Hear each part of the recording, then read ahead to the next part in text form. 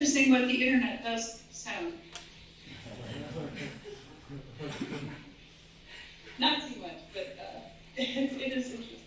Okay, so that was from Australia excerpt, and it's been a little different every time I've done it in different situations. And you want to show the screen? oh yes, I'm trying to get this. Yeah. And so I've done both these pieces quite a bit more than I ever expected. I looked at it as kind of an experiment to just a way of using these sounds, but it ended up being a piece that people wanted to play and students that wanted to play. And, it's been a lot of fun. And I think it's really nice also to be able to share these sounds that I found and have people be creative with them. I think it gets you very attuned to the samples and really how amazing some of them are. I was able to record one of the, it was a place I booked online to spend the night. It was right next to a bird sanctuary. I think it was in Fort Douglas. And it was amazing. I woke up to the most incredible sounds, some of which you heard there. Yes? Yeah. Can you hear me? Yeah. Yeah. Okay. So anyway, the bird sanctuary was just an amazing experience being there. If you ever get a chance to go, I didn't even get to go to the sanctuary. I just got to wake up near it, and it was still amazing. And I had this idea of doing a Sonic Refuges project. I've only done one video so far for this project, but I would like to create sonic refuge spaces and experience nature or nature-influenced sonic environments. And these are probably going to involve video more often than not. So the probabilities allow for, in a lot of algorithmic work that I do, allow for complex kinds of sounds which approach natural sounds. The granular synthesis inspiration of Eric Truax and Yannis Anakis led me to want to write some CMX instruments to do synthesis and processing of samples, and Stoke ran with my granular synthesis application, which runs these instruments. I'm still using these instruments. I haven't updated the interface, but because I actually like to work with it more algorithmically. Anyway, the first piece that I did with this was Song for Earth Day, and this is Sound 5, an excerpt from that, and that's from 1990. I was in Earth Day, 1990, in April, I was working on this piece in the Columbia studio, which we called Woof at that time. And I was creating all these sounds that, to my surprise, sounded like water or thunder. So I thought, well, it was very appropriate for Earth Day. So that's where that came from. So maybe we should play that one. 5. Sound 5. 8.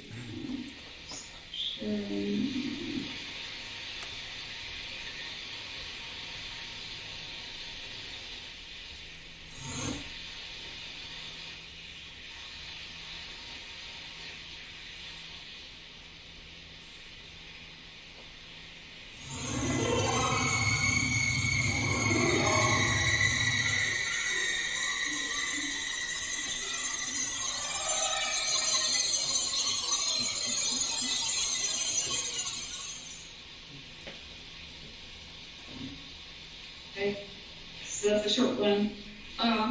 So I've continued to actually use, I'm hearing a little echo. I've continued to use a lot of these programs now in a lot of other kinds of situations with performers or other kinds of things. And the reason I like it is because I can do gestural shaping of sound, temporal gestures. I can either do it intentionally or algorithmically generate things that that might be interesting and sift through lots and lots of material and have some of them be amazing that I never would have thought of on my own. So that's why I like working with that kind of approach. I think we might be running a little short on time, Yeah. right? Uh-huh. So Yeah, so maybe I'll try to finish up in like 5 minutes or something. Okay, so some of the pieces I've done have been sort of environmental warning pieces. I mentioned about abandoned lake in Maine. There's this climax of storm. This is kind of referring to the habitat loss of balloons. Also, after the Australia trip in 2016, people were talking about their shoes melting on the streets of Queensland, and in that year, 22% of the Great Barrier Reef died in 2016 due to ocean warming. So I wrote All Alarms Sounding for Two Pianos and Tricks Media. And at that point, I was feeling like something has to change here. The complex systems like the reef, the rainforest, and the mangroves evolved over millennia to coexist, the wildlife in an intricate balance with their environment. Fast changes are not something that can easily be accommodated by evolution. Something may survive future climate change, but it may not be us or life as we know it. So this piece is all alarm sounding about the alarms that are going off every year, every month about the consequences of climate change. All right, so I was going to talk about my work with Esther Landak. I'll just briefly mention and play one excerpt. She's a virtuoso performer of clarinet and teragata, who's composed several works with me. We work together, and we each compose our own parts. I use the electronic parts, use my granular synthesis programs and other things. We've done several works now. I think I'll play an excerpt of Breath of Water, which is for clarinet and stereo fixed media. And that should be the next sound example, is that right? Sound 6. Yes. It's breath of water. Yes. Yes.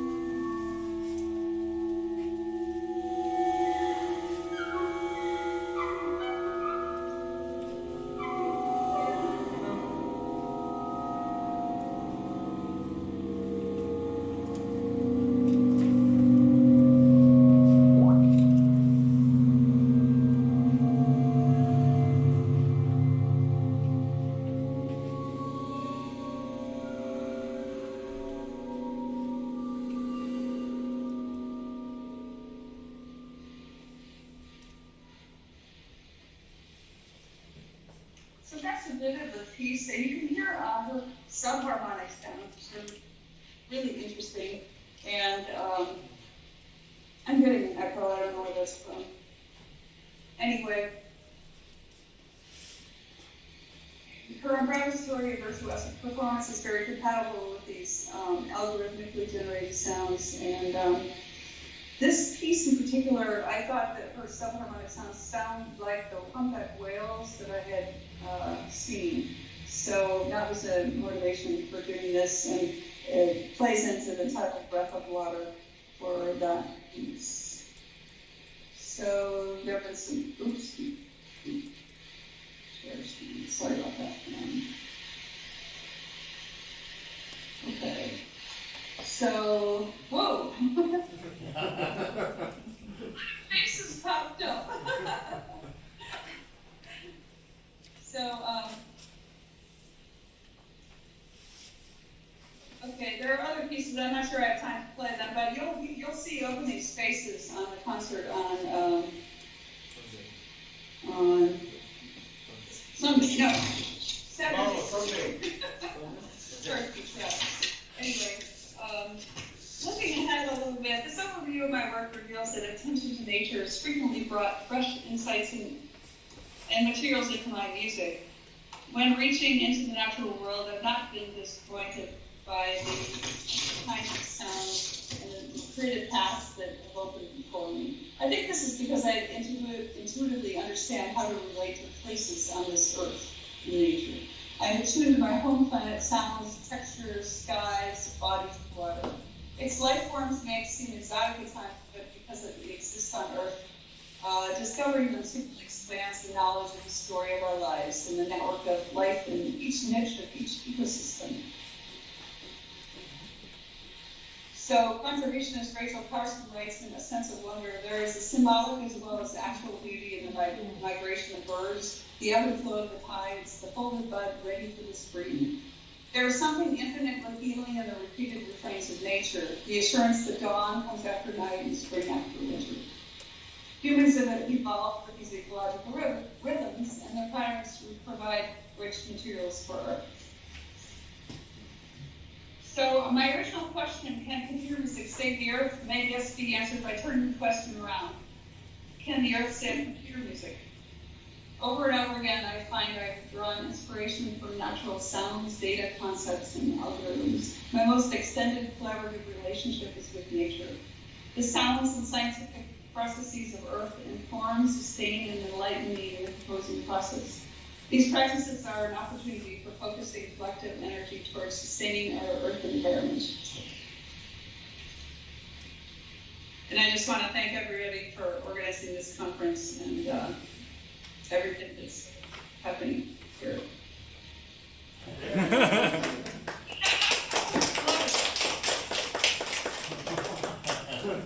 Great. I love the emoticons. Great.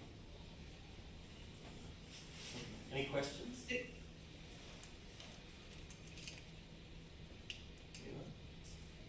Hi there.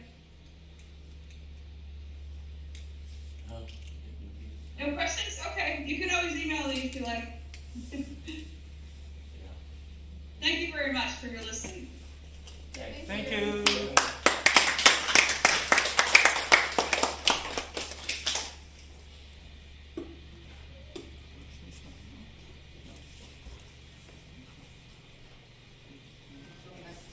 Yeah, he's already here. Sir, he's currently a DMA candidate in composition at the Frost School of Music, and where he studies with Dr. Lansing McCloskey. In addition to composition, he's also an active theorist and researcher, and is interested in the interaction between emotional perception and music theory, and he conducts experiments to better understand the relationship between the two. So welcome, John Baxter.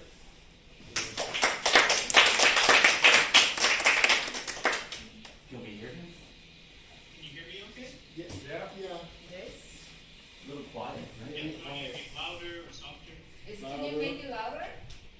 Yes. Louder. Louder. How's that? Yeah, Great. that's very good. Okay, great. So yeah, I'm trying to go through a microphone, and I'm technically hearing myself right now, but I think that's okay. I'm trying to route multiple audio through this, so hopefully it'll be kind. But yeah, hello everybody. Thank you so much for coming. Please just let me know if my audio ever just cancels out. I'm going to present here. Can everybody see that? Yes. I can't see you anymore, so. Yes. Yes, great, thank you.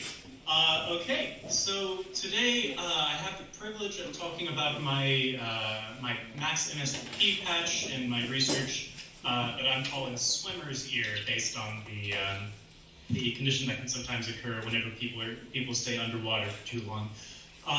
But yeah, so again, thank you for bringing me here. I'm going to try to stick to some sort of time close to 30-ish minutes. I know we had some technical problems, but yeah, okay, cool. So I'm sorry that I cannot be there in South Korea, unfortunately, but annyeonghaseyo. Sorry, I know that's terrible, but hello everybody. It's great to be here. Again, I can't see you, so just tell me if there's any problems. But anyways, emulating kinetic sound using headphones and sounds of water. So this presentation will go very well with Dr. Helmuth's presentation, wonderful presentation in our keynote, because I too will be talking about some natural music. I use a lot of nature sounds in my own music, so this will be really exciting to discuss. I didn't know that there was going to be this a lovely introduction, so I presented this slide. This is me. in my last year at the Frost School studying, not only with Dr. McCloskey, he's great, but also Maestro Gerard Schwartz for conducting, and Dr. Uri Koish for electronic music and research. But anyway, here's my quick abstract that I'll just read real fast. In searching for new interfaces between human and technology, the head and ears can often go ignored. In this project, the head of a participant was thought of as a container, able to be filled with the sounds of a material, and by tracking the movement of the head, this material can be manipulated. In this iteration of the project, the user's head was filled with sounds of water. The user could move his or her head, tilting it to the left and right, and the sound of water would behave accordingly. Uses for immersive environments and therapeutic applications are discussed. So why? Just to start off, why? What drew me to this project? Well, three things mainly. One, I have always been attracted to immersive environments, meaning things that just kind of swallow you whole. Taking the kind of Gesamtwerk, I've never been good at German, sorry, from Wagner, this idea of an encapsulating feeling. I've always wanted to search for something like that. Sound design, I compose for a lot of films and video games, and I also do some sound design. So it's something that I'm sort of naturally already interested in. But there's that aspect. I feel like this project, as we see, will be very immersive. I'm also very interested in interactive devices and sort of haptic wearable technology. This sort of goes into the idea of video games, which I very much enjoy. And I know a lot of other people enjoy this idea of direct interaction with the sound. So I'm actually writing a chapter which will come out next fall about the interaction between film music and video game music. In that film music is very passive in that it's observed, whereas video game music you can actually actively change the sounds that are happening by going into an area of more complexity or out of an area of peace and calm, for instance. And I also just really like water. I always have, I've never known why, but I'm actually going to go out and play some music. This is actually a piece I wrote for water. I won't play too much. It's just representative of water. I hope you can hear this.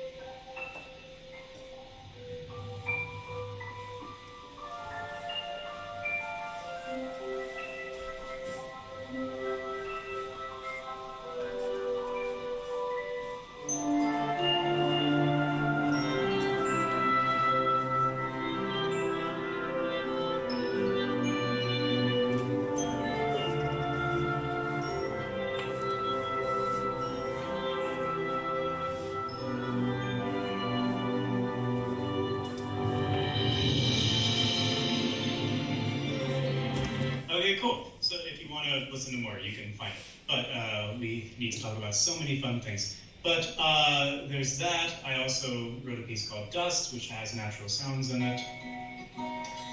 Putting in sounds of the desert.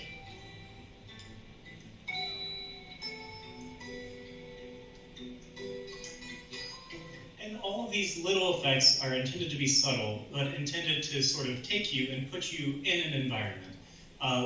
A big inspiration for me is Jeanette Cardiff and her sound walks. And what I love about this is that it doesn't try to take you radically elsewhere. It just keeps you where you are, but subtly messes with what you hear and your perception.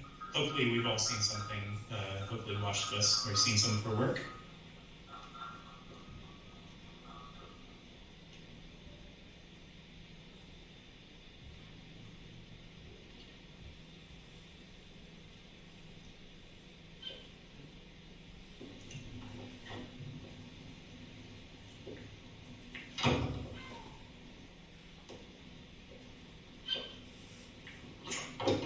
Locked. When the door scrapes shut, was the end of those sounds. So this is a very intimate sound, but it is all of the sounds we are hearing are not really being produced by the environment. So that's sort of what we'll be talking about. We'll come back to that if we want. Okay, so a love of water. Let's get now into some research, and then we can come back to some of these other fun sounds when we can. Okay, so obviously, as we saw in our keynote, there are so many exciting projects that already exist, containing water or related to water in some way. One of the projects that I saw for whenever I was writing this paper is the Argus project by Kirk in 2009. And basically, what this project did is they put microphones underwater. These were, of course, special microphones that did not break underwater, and they were able to project the sound above water, and some very interesting sounds came out. So water, as we saw in our keynote, is definitely a very interesting medium to explore. Here's just a little bit from the TED Talk that Kirk and his partner gave. Let me find the proper time. There we go. This piece, called the Argus Project, requires special submersible microphones, or hydrophones, which are typically used by marine biologists to study whale and dolphin communication. In the Argus Project, the hydrophones amplify the sounds of gurgling bubbles, squeaking insects, and a wide variety of unsettling sounds of unknown origin.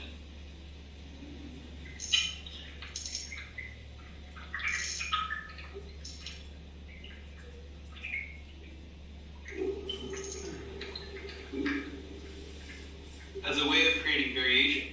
Cool. Oh dear, and now I need to zoom out. Count.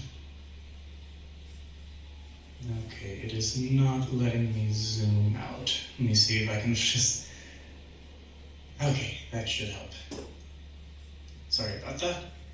Okay, back. Okay, so that was the Argus project. Sorry about that. We also have an article from 2001.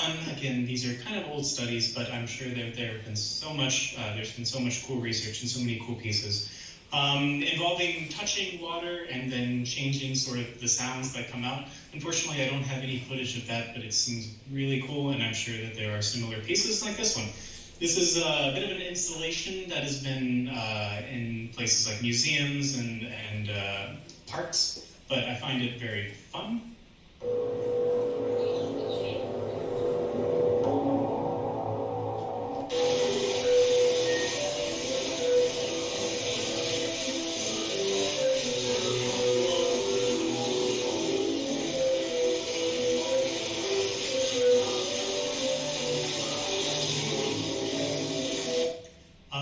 So that's super fun. I can move forward, don't automatically play. And then, of course, we have Cage's Water Walk, which I'm sure we're all aware of, but I'll play just a little bit because it's so delightful. Water Walk, the app.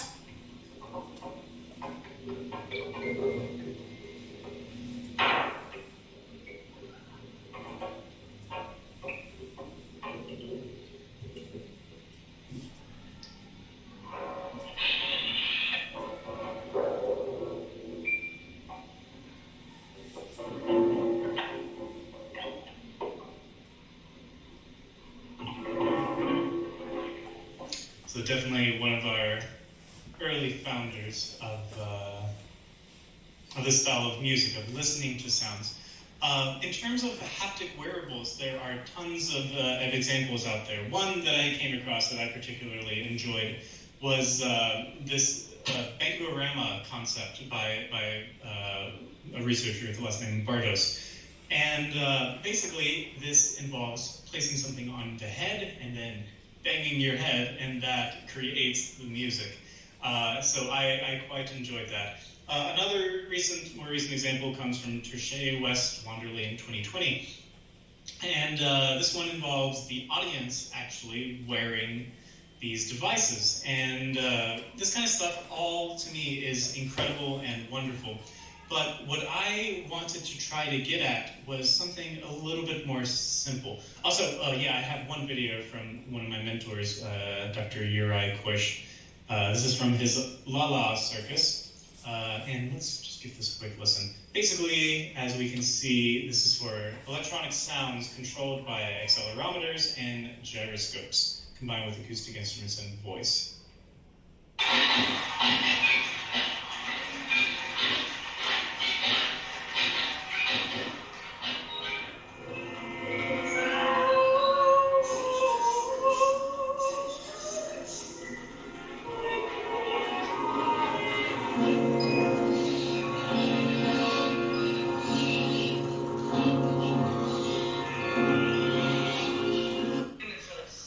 So very, very cool stuff.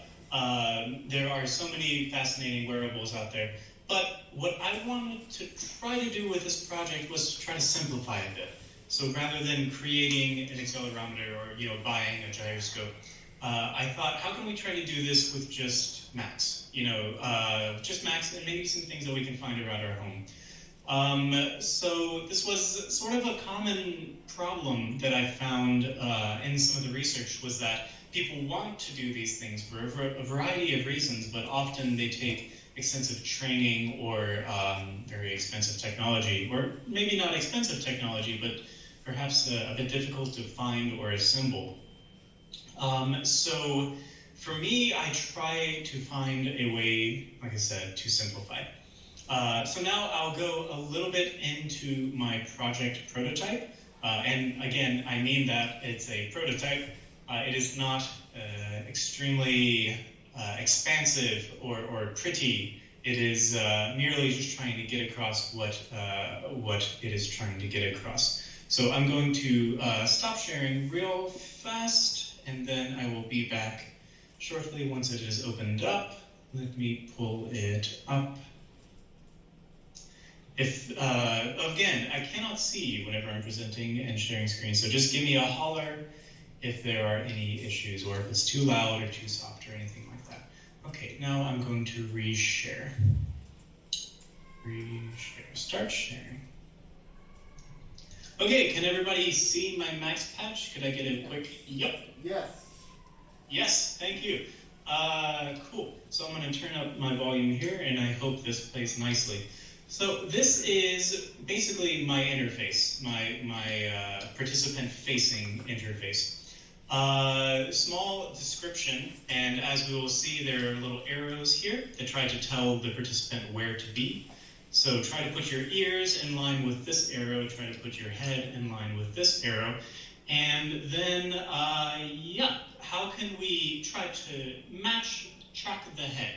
That was the main goal for this. So my solution is a little bit silly, but I enjoy it, is to have colored bands on your ears. So give me a quick second while I assemble my facade here.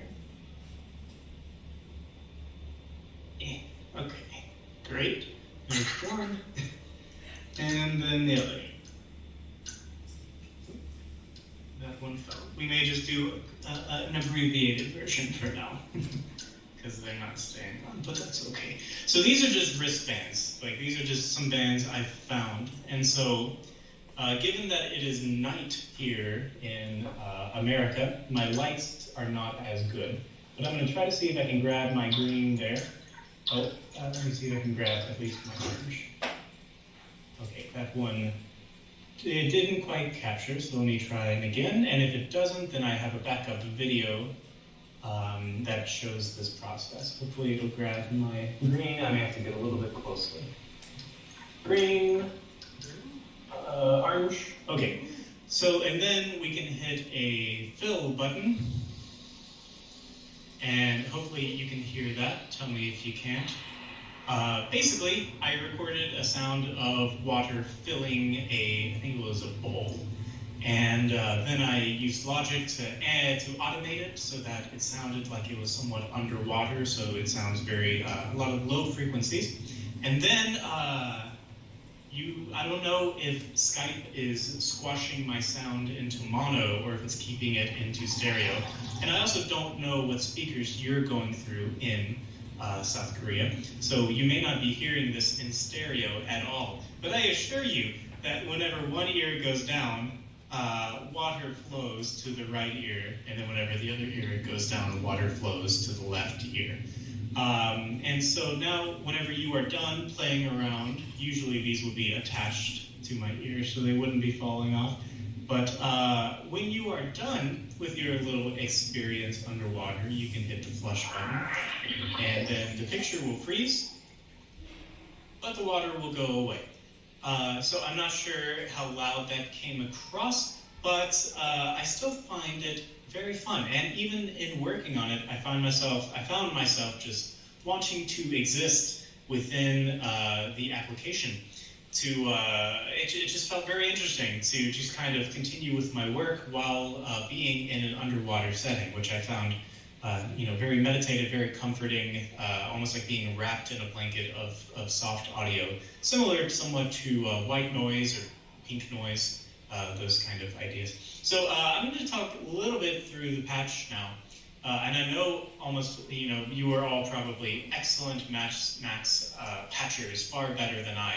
But I just wanted to talk through it real fast in case there is something that somebody might not know somehow. But yeah, it's a little bit slow because of all the applications running. But yeah, we start and then we create our jitter object here, obviously. Going to unlock it, and then we'll see our two Sucka patches here. So this is why it was important for this application that the users try to follow the arrows, because if they shift to the left, then they'll be right in between these two Sucka patches. And for if you don't know, Sucka allows you to click within the video, and then it'll gather the information about where you clicked, sort of an overlay. It'll grab the information about where you clicked and then spit it out into data form. So for instance, if somebody is all the way into the right Sucka patch from the participant's perspective, it will not quite work. So yes, one of our Suckas goes to this collection of equations here, and the other one goes up here, which is the exact same collection of equations. And again, I know how messy this looks. I have not had time yet to go in and clean it up to look nice and pretty, but that's why we have presentation mode, to hide that. But anyway, basically we'll see these three squares here, and I'll see if I can get back to turn it on so that we can actually see those in action, hopefully. Let's lock it. Okay. So now I'm going to go back into patching mode, and hopefully this will stay here. Okay, so I basically recorded only 3 audio files for this, and that is one of the many limitations in this project, is there are only 3 audio files. That's not a lot. So there's 3 audio files moving to the right, so if I try to move my ear without, you'll see, oh sorry, is it up here actually? I think it's these. Is it these? Yep, you'll see these squares light up one after the other. So basically, whenever the right ear, which is the green one, is within certain ranges, it will trigger the audio files to play. So down and up and down and up. Great. So this can run into issues whenever, for instance, the participant slouches. That's whenever, given that this is a fixed range, that's whenever things go a little bit wrong. So they have to try to stay in the proper space, or else, like I said, you'll see this X here activate, and then that one, and then that one. So we don't want that. So we have to stay in a specific area. That's one of the many limitations. And then we'll go over here, and we'll see if it will do it for the left one as well. Yep, there's that one. I feel like my orange one wasn't captured very well, but that is okay. And then for our stay file, which is, I don't know if you can hear it. Unfortunately, I couldn't be in person for this, like I said. But there is a constant churning of the underwater noise that sounds just like. I'm going to be quiet and I can see if you can hear it. Cool. And if you can't, I'm so sorry. But basically, whenever the right ear goes down, the right ear becomes more waterlogged. There is more water in the ear, and so therefore the stay audio file gets increased. You can see our inverse relation here. So whenever this goes down, it'll send to the right that the right is growing, and then they have an inverse relationship whenever they switch. So you can also see our audio files, our gains moving sort of in sequential here.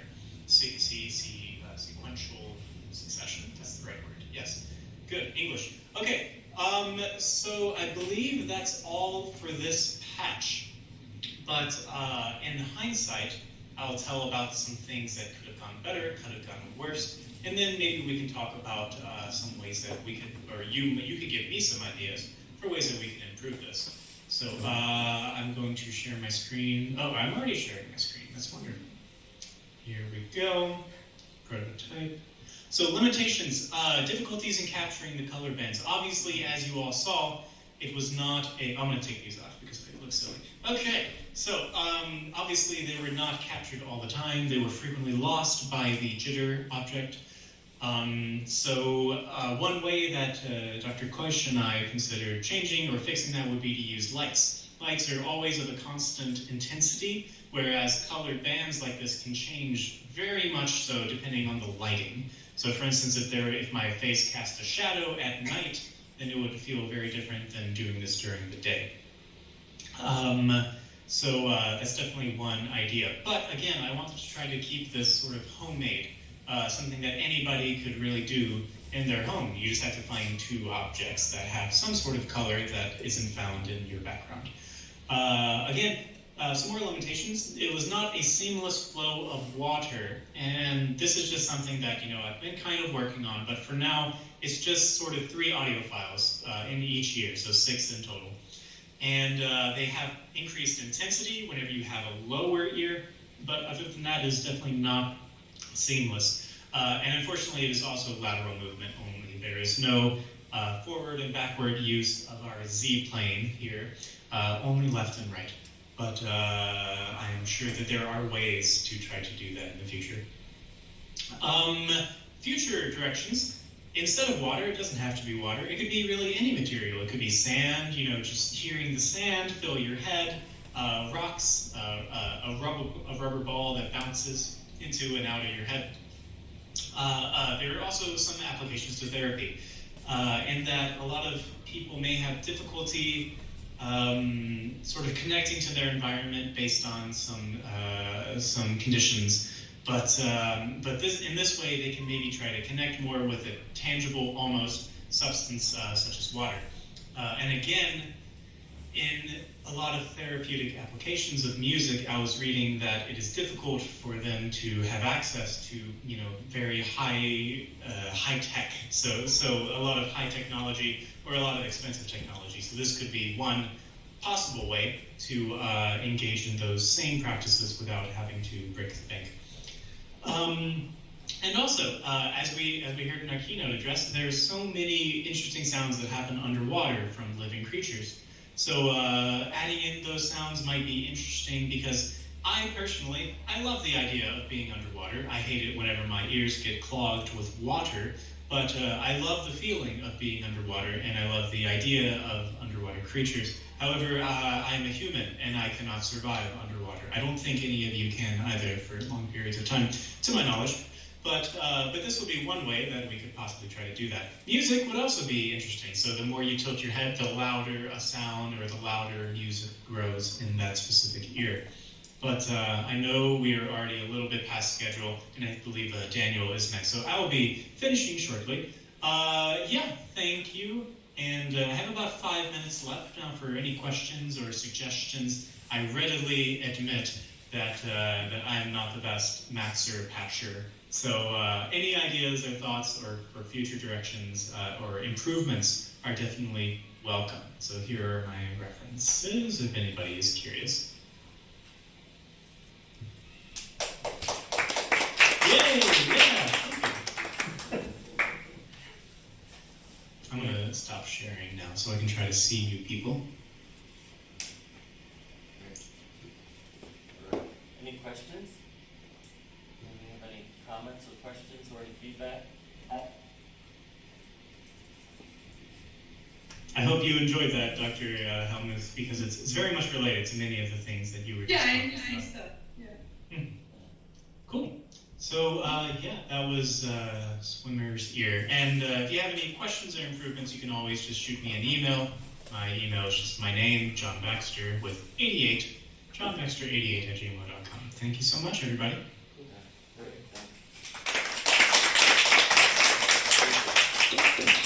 Yes thing, again, even while presenting. Yeah!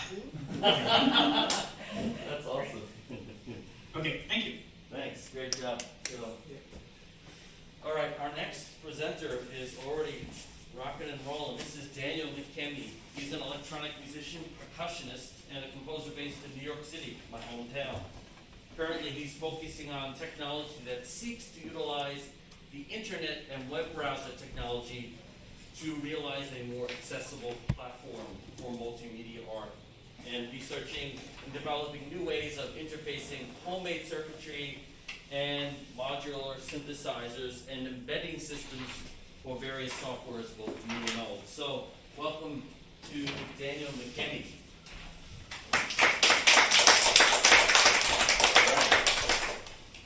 Thank you all so much. So yeah, this will also be a pretty good relation to Dr. Helmuth's work through the more technological side of some of the work of Yannis Xenakis in his algorithmic music. I will go ahead, let's see if I can get this screen shared now. And,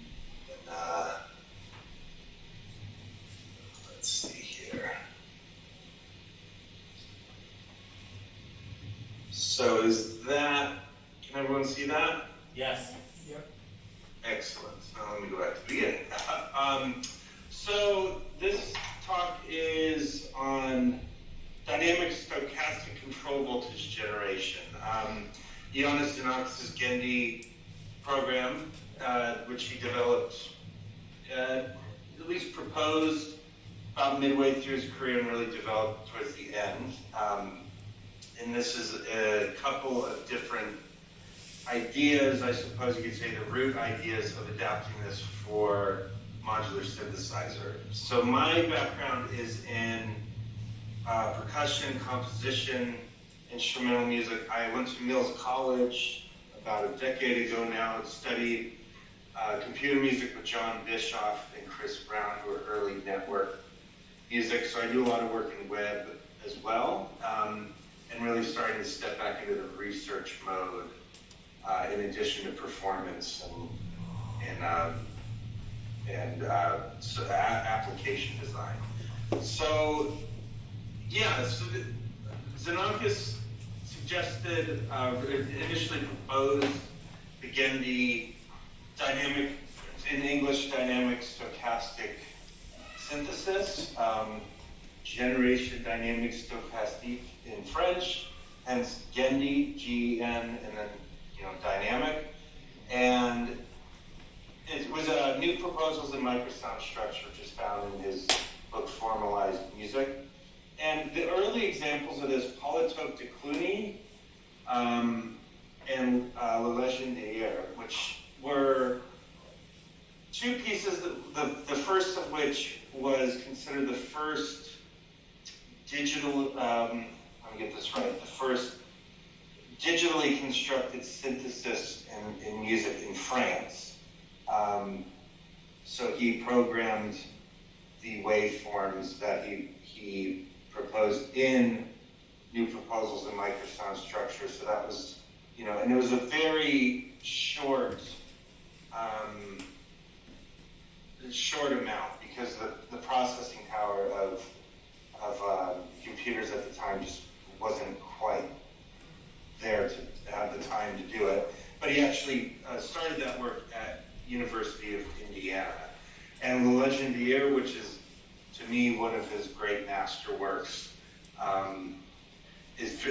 features this technique very prominently. And it's a very characteristic sound, in addition to the techniques of granular sampling and rearranging that he was working on up until that point.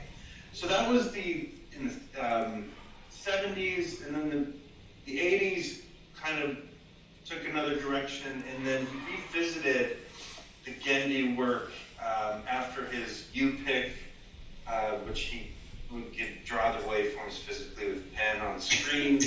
He came back to Gendy in the late 80s, and I loved it. I love this part of his career because it was, in science and physics, you talk about like the grand unified theory, and I really feel like he found it, towards the end of his work. So Gendy 3 and S709 are the two pieces that utilize this algorithm, which dynamically constructs the micro form or the sound waveforms themselves, as well as the macro form of the piece. The mathematics from the top down determine the entire output. And this was the same approach in mathematics that he first took with Metastases, his first major work for orchestra in late 50s. So moving this down the line, and the work I am currently doing is work with modular synthesizer, or really any hardware circuitry, be it handmade or any number of microcontrollers, embedded systems. There's all sorts of things now that are very accessible and affordable, but the modular synthesizer makes for an engaging performance tool, in my opinion, and they've become much more accessible in the last decade in terms of price and availability versus even, 10, 15, especially 20 years ago. And the two platforms in which this is adapted, one is C-Sound, the other is Python. So I'll talk a bit about each of those. So I've been working on this idea of a hybrid system, so modular synthesizer and computer. And this was a sort of short-lived idea. It wasn't until, I would say, really the 90s that, or Dr. Helmuth mentioned Barry Truax's River Run was like the first real-time granular synthesis realization on computers. So I believe it was 87, 88, maybe a bit earlier. So computers just weren't powerful enough to synthesize audio in real time, but it could do the calculation of events or signal generation. So this hybrid system, you had one at Bell Labs, there's one in Toronto, there's a couple in Europe, but it's basically a computer brain hooked to a modular synthesizer. Another big one was Jose Aswar's COM-Aswar system in Chile, which was a big main topic of ICMC this year. So I really enjoy this idea of like the computer being the mechanism of calculations, but the audio source and audio control being separate. So but once computers became powerful enough to synthesize everything, it kind of went away for good reasons and accessibility and things like that. So the hybrid system is modular synthesizer with some tool, intermediary interface to connect the software to the hardware. Any DC coupled audio interface would do.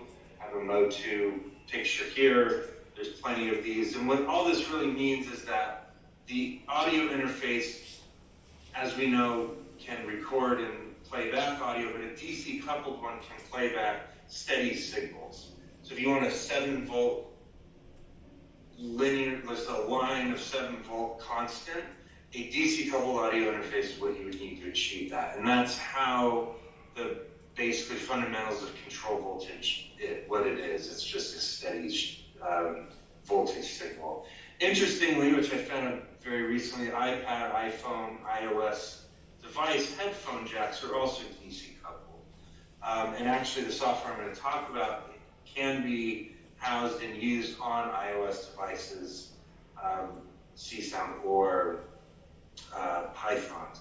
And then the last bit here, which I won't go into really any details, is envelope followers are kind of a rugged way to turn an audio signal into a steady voltage, and they've been in, I believe the first one Don Buchla designed for Morton Subotnick. Sidewinder was the major work that used series of envelope followers, taking in an audio signal, reading the amplitude follower, also what it's called, and giving back a steady voltage. You can also achieve that in Max MSP,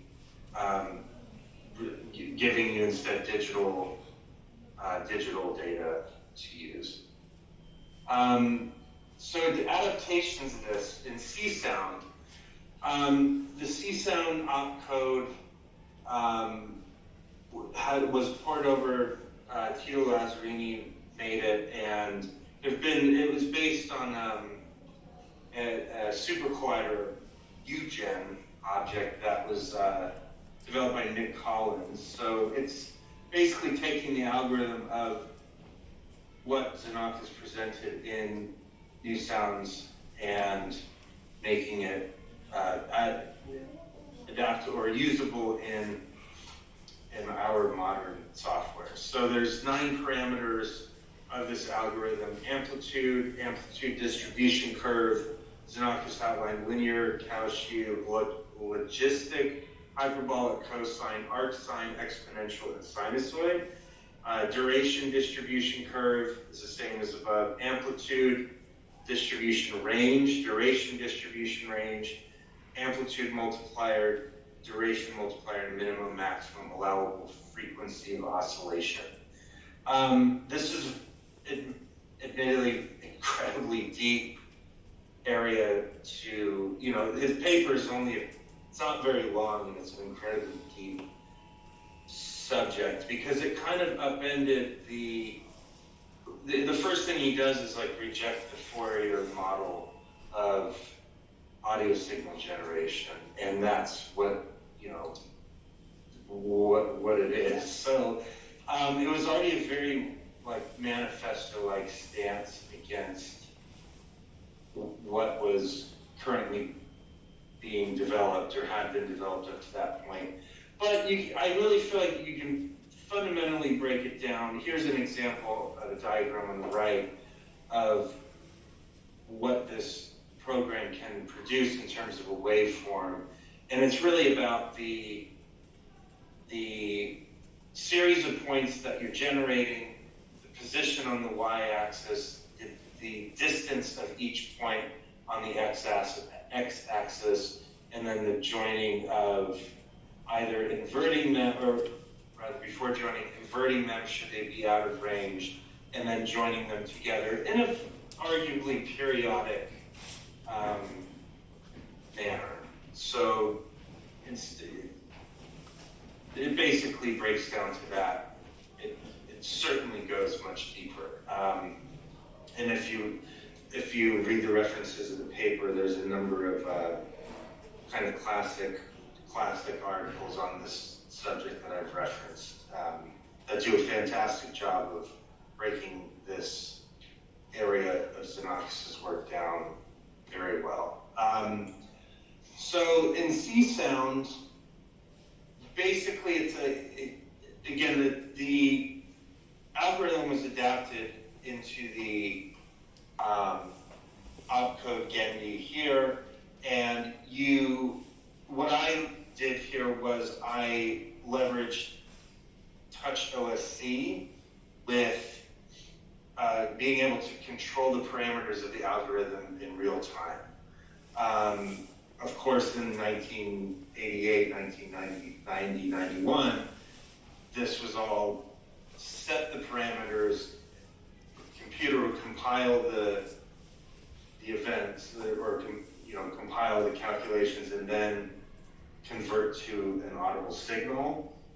Took probably quite a long time and quite a number of tries. Now, with the real-time control, you can change these parameters, which was really one point Xenakis conceived almost immediately. Was after he was doing this work in the early 90s, that would have been a very fantastic thing for him to see, which I don't believe ever really happened. But yeah, I decided Touch OSC was an engaging way to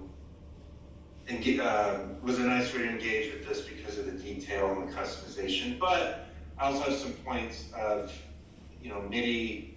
Any MIDI controller can certainly do the same thing without perhaps precision. So this is just a little code snippet of showing how to assign basically a group of sliders to the algorithm. So all the sliders go to those params, and then in C sound you can have multiplicative signals through multi-channel output opcodes. So what's really fun about this is, and this is something Xenakis did as well in Gendy 3 and S709, was a layer of 12 to 16 different sequences, you would call them, or realizations of the parameters of the Gendy program. So he would go to the computer, rather input his variables, run it, realize the sound, and then would layer those sequences in various ways. Gendy has 13, I believe it was, different sections, and S709 was actually a snippet of a series of sequences as part of a much larger set. And so I thought, like, well, you can still, instead of having just one waveform output, we can just leverage what CSAP gives us: out Q, out O, 4-channel, 8-channel output. And then this plays well to a modular synthesizer, because you can have multiple patch points to your whatever it might be, your oscillator frequency, your filter cutoff, your amplitude, voltage control amplifiers, and things like that. So the other side of this, actually, before I get into that, we do have a little bit of time. I'll try to exit this and play this. This is a sample of the C sound work. So it was the sound was generated, C sound wired into a modular synthesizer, and this is one of the results of that. And let me know if you cannot hear this.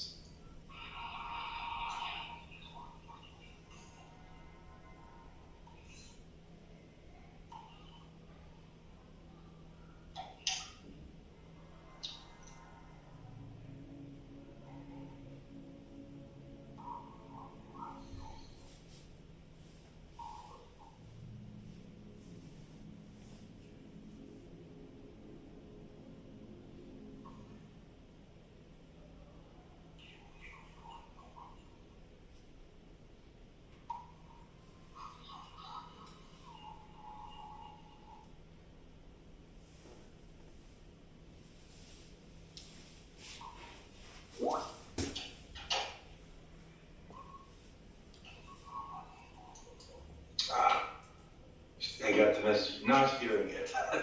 We're hearing something really quiet. Did you check play sound in presentation mode, or whatever that button is called, the checkbox, when you shared? Usually Yeah. it's shared the videos. Otherwise, Oh, it's on you our cannot hear side. it. Oh. Yeah, it's sure for sharing, but not for Mara. Oh. That's That's well. Okay. We heard something, You but it was can- very quiet. Very, very Maybe, quiet. maybe you can try louder. Take it down. This one, Volume's all the way up. yeah, this one's even quieter. Oh. Well, for what it's worth, you can hear this. It's actually on a record of mine. It's all. If you go to my website, which I'll share at the end, All of my music's on Bandcamp, Spotify, YouTube, whatever streaming platforms. But basically, what I wanted to point out as the characteristic of the piece was, get this back up. Can you see the slideshow again? Yes. Okay, perfect. That was the issue earlier. What you can hear is the distinctive characteristic of that Gendy sound, that Xenakis chi, which I love, which I'll talk about soon, but coupled with what the synthesizer was doing. And so the ultimate goal of this, and this paper goes into this a bit, is using, and this is all part of the hybrid system idea, is the computer is generating these signals, sending them to the synthesizer, and in turn, you can use the signals of the synthesizer to go back into the computer to control the parameters of the algorithm. So that was what that piece really explored, was using like event triggers and also control signals to change not all of the parameters, but some. So you basically have a nice sort of feedback performance environment. And that was a technique I've used with a number of other pieces, and again, the paper details that a bit more. So speaking of another adaptation, Gendy using Python. This one's a little more, the Python side's a little more, I guess, call it a work in progress, or in its early stages, but it's much more what I'm trying to walk into in terms of customizing and perhaps building a more standalone application, not reliant on the already determined parameters of what's in C sound or SuperClide or things like that. So a bit on it is, it's the same concept of sample level signal construction. It is not a real-time control. It is much like how Xenakis would have done it, which put in your variables and your seeds, and then it will generate the waveform and provide it for you. But it is, and we'll see on the code sample, basically a multi-dimensional array construction, a list of values that are encoded sample by sample down to that control level. So it starts, just with random walks, which is certainly a mathematical theme in so much of what Xenakis did. I just scored a Mika's piece for violin solo, which is that very much personified. And the mathematics of Mika and the fundamental mathematics of dynamic stochastic synthesis are very tightly related. So this is what it would look like in an instrumental piece. But you could still do the same thing. You compile your waveforms, you mix them together. I just use a DAW and make musical choices and patch accordingly, and also given multi-channel output simply through the DAW as well. So the Python snippet here is constructing a random walk and is, again, point by point, defining the waveform itself. You can have all I didn't really go into like dynamic seeds or like using the system OS system parameters, like reading the computer temperature and things like that the program's running on. You can use that as a seed for random number generation. I just plugged away in a very experimental nature until I got things that I liked. What I've read about Xenakis' approach in his notes, he did very much a similar thing. So it gives us these values, and then we append an array or a list of these values. there's some more code after this that constructs the arrays properly in the proper data set for the waveform to be constructed, but more or less, this is the meat and potatoes of it. So the other piece I was going to share was the result of this, but it's super quiet. So I'll go ahead and post that on my website. It's not on any release yet, but I'll go ahead and post that for anybody's interested. Or you can email me, of course, directly, and I'm happy to share all of this code, all of the audio, any other research I have or ideas. I'm all about sharing that.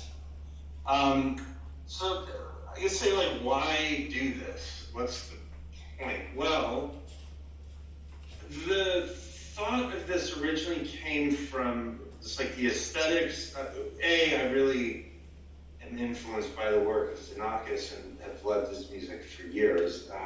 Back when I was a very active percussionist, played a lot of his percussion works. But it's not that I want to take a sound and jam it in somewhere or steal it or something like that, but it's like in electronic music there's this trope of historically you write your own software, you write your own patch, and you kind of own it, and you can own that sound, but there's shared techniques, and that's okay, but it's like, I think if we really want to break this open, we just start to share the ideas and share the techniques and share the code, the apps, whatever. And in this case, it's like, how do we adapt the aesthetics of this mathematics, really, to a new system or a different application of this? Or even what the mathematics offers us in generating these waveforms, which have an extremely distinct characteristic, wide bands of noise and aliasing, general levels of variable chaos and order, and I was drawn to it because it is so distinct. It's like, well, what can I do? Like, why would somebody write the Gendy opcode, or why would somebody write the Gendy UGen and then just get that exact same sound that you really can't escape because it is so unique? But it's like, well, what if we just use it for something new and use it? You know, we do this with granular synthesis and granular sampling and, a number of the techniques that were discussed before I started talking this morning. And, why not try to be a little more, I guess, explicit? And, it's a little bit of a speckled thought process right now, but like I said, it's a bit embryonic. But I do enjoy the idea of maybe not necessarily taking the result of what other composers have done and adapting it, but taking the process and tooling the process.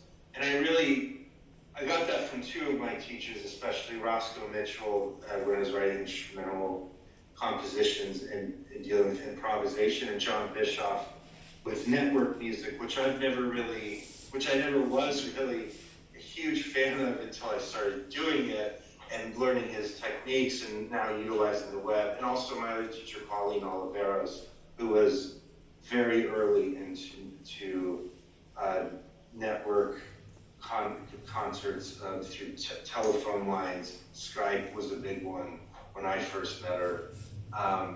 So anyways, that's really the whole purpose of the direction of this, is sharing techniques and using them to feel our own creative voices, as opposed to just like lifting a sound and rewiring it somehow. So future work is, I would love to embed this on some sort of portable mechanism.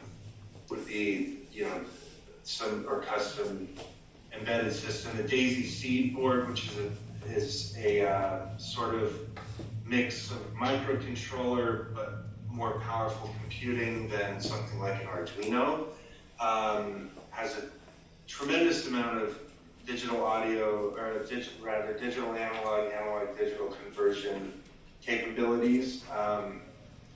the expansion of the Python functionality, Jupyter Notebook, so something more browser-based, more accessible on any device, and moving the Python functionality into a real-time control, much like the C sound adaptation. From this point, pretty confident that the C sound bit will just remain as is. That was like the first step into this for me, but I'd like to, again, customize it a bit more. Maybe an Arduino Raspberry Pi combo to get the power and calculation capabilities of the Raspberry Pi, but also the interfacing with an Arduino. And I think the Daisy seed board may be the best suited for that. And I think that's all I got. Again, for the audio and any extras, you go to my website. You can email me directly. Email me through the website. I'll go look to get this audio posted up there very soon. And yeah, thank you for listening.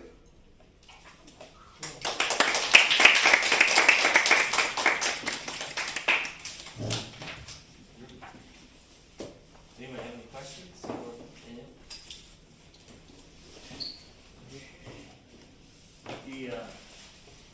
I don't know if there's other people on Skype also can ask questions, possibly, I suppose. But anyway, okay. Good. All right. Thank you, sir. Oh, there we go. Okay. Yes. Yes, hi, I'm Rio Ikeshiro, so I'm in the later session. Yes, I'd just like to ask a question. Yeah, so thank you for your presentation.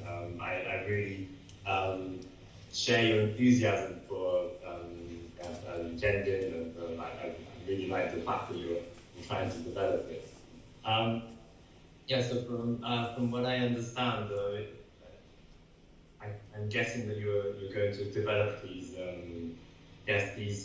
synthesis methods and encapsulate them into these modular synths. Also, it would be nice to, it'd be really nice to have one of them. But at the end, you were mentioning how these processes, you were saying that what's interesting is what we can do with them after we've emulated what someone like Xenakis trying to do in real time. So I understand that with a modular synth, you have this physical element, you have this interface that might be conducive to certain kinds of real-time control, where you don't have to look at menus on a computer screen. But then at the same time, wouldn't it be a little bit less easy to actually develop the algorithm itself? So obviously on a computer you have the code there, and then you can potentially do a lot more to customize the code and to develop it to run in comparison to having it in a box in a module. Yeah, it's a great point. I think the way I always approach is, I get, there's like 2 points. There's like the musical decisions to be made, and then there's like the technical realization. So I think back to like what my studies writing, early in instrumental music. If anyone, I'm sure, went through the same process, like write a 12-tone piece or write a piece in the style of that, and it's a nice exercise, but at the end of the day, you have to break further from that. But it's like the goal more or less is to sort of maybe start establishing more of a canon in a similar way with electronic music. So certainly develop the algorithm, or if somebody else were to take that up as well, like let's develop this, but also at the end of it, it's a musical tool or musical application that especially with a composer like Xenakis, it was like the mathematics drove the core of this, but there was so many musical decisions, and self-borrowing was a big technique of his in all of his music to make something inherently musical. So I don't think that I think the modular synthesizer has its shortcomings for sure, which is why I always pair it with a computer. But I also don't always like to be tethered to the menus or the code or that mindset at the computer itself. So I think it's kind of two different paths that can inform each other. I don't know if that really answers the question, but or you can work in parallel. Yes, that's probably the way to try and find the right balance. And I'm thinking that because from the last slide it seems that you're going to use microcontrollers or microcomputers. So in a way, yes, I mean, if it's for yourself, or yes, you make this like an API of some sort, then perhaps you could actually change the code after you build the devices as well. Yeah, and that's and the whole point. It's like the most fun.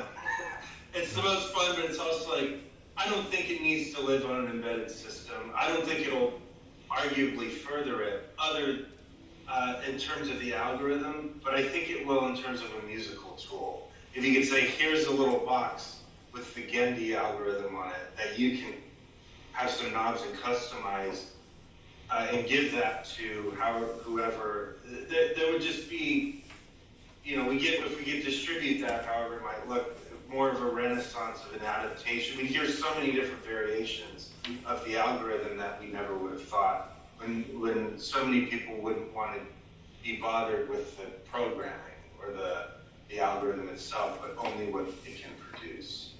So we'll see if that goes there, but that's kind of what I had in my mind as a future state. Okay. Yes, I look forward to hearing how it develops. Thank you so much.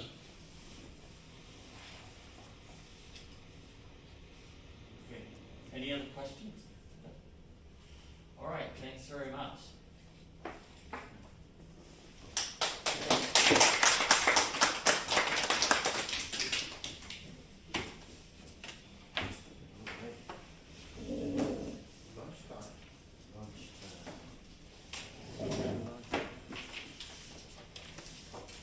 Thank you so much.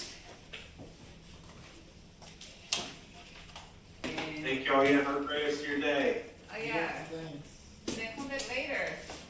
You will have lunch for now here. I'll try. It's midnight here. You used to go to sleep. Maybe.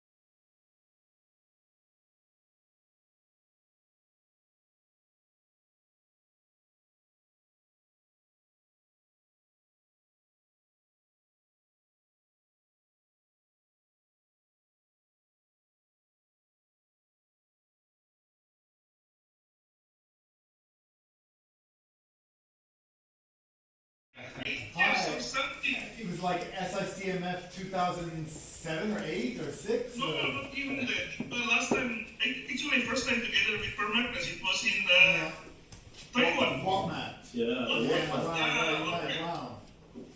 Okay, wow. It's been a long time, so. Hi, how's it going? Hi, Richard. Hi. Hi, Good to see you. Good to see you. Hey, Kevin. Hi. How are you? Hi. Good to see you. Been a long time.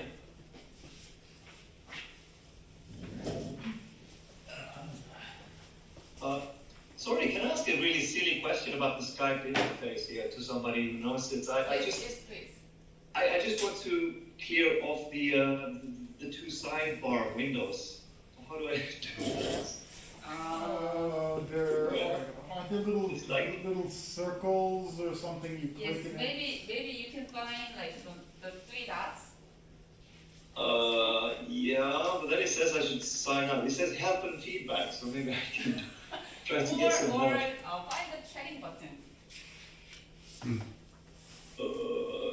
Yeah, the chats I can close, but then on the left side there's this whole list of Yes, like my history of Skyping. Three lines. 3 lines.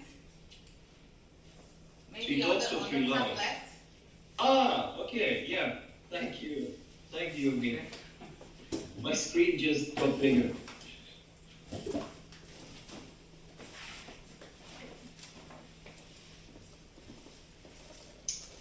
Can I try and share my screen for a minute just to see that it works? Yeah, sure, please. Sure, okay, alright, this one. Alright, do you see like this, I guess this Yes, logo yeah. thing in mine? Oh, Okay, that should work. yes. Alright, Maybe you cool, wanna I'm gonna. you wanna turn the page or something? Oh, it's actually, I ended up recording a video of myself giving this so it would be efficient. So maybe you can tell me if you hear me talking. My goal today is to describe the compositional and performance practices involved in my 2018 piece. Do you hear me just talking about my piece? Yep. Okay. Oh, great. Cool. Thank you. Great, so it works. Okay. Cool.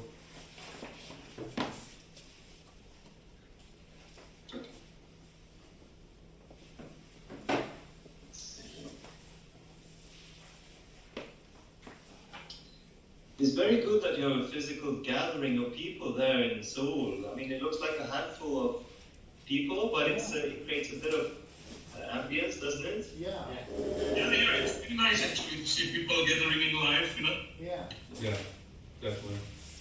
I only met my supervisor 2 times in almost 2 years. No, 1 time. I only met my supervisor 1 time. Wow. But you mean physically, you meant also in Zoom or something. Yeah. Yeah. Wow. I'll be physically in Seoul in March. I'm going to be there with the Parch Ensemble, just performing some Harry Parch music. Nice. That's great. Should we start? Or, okay, good. Yeah, actually, it looks like we're gonna start on time for once. So, our next speaker is going to be Daniel Corral. Is that correct? Yep, that's right. He's a composer and performer raised in Eagle River, Alaska, of all places, now in Los Angeles.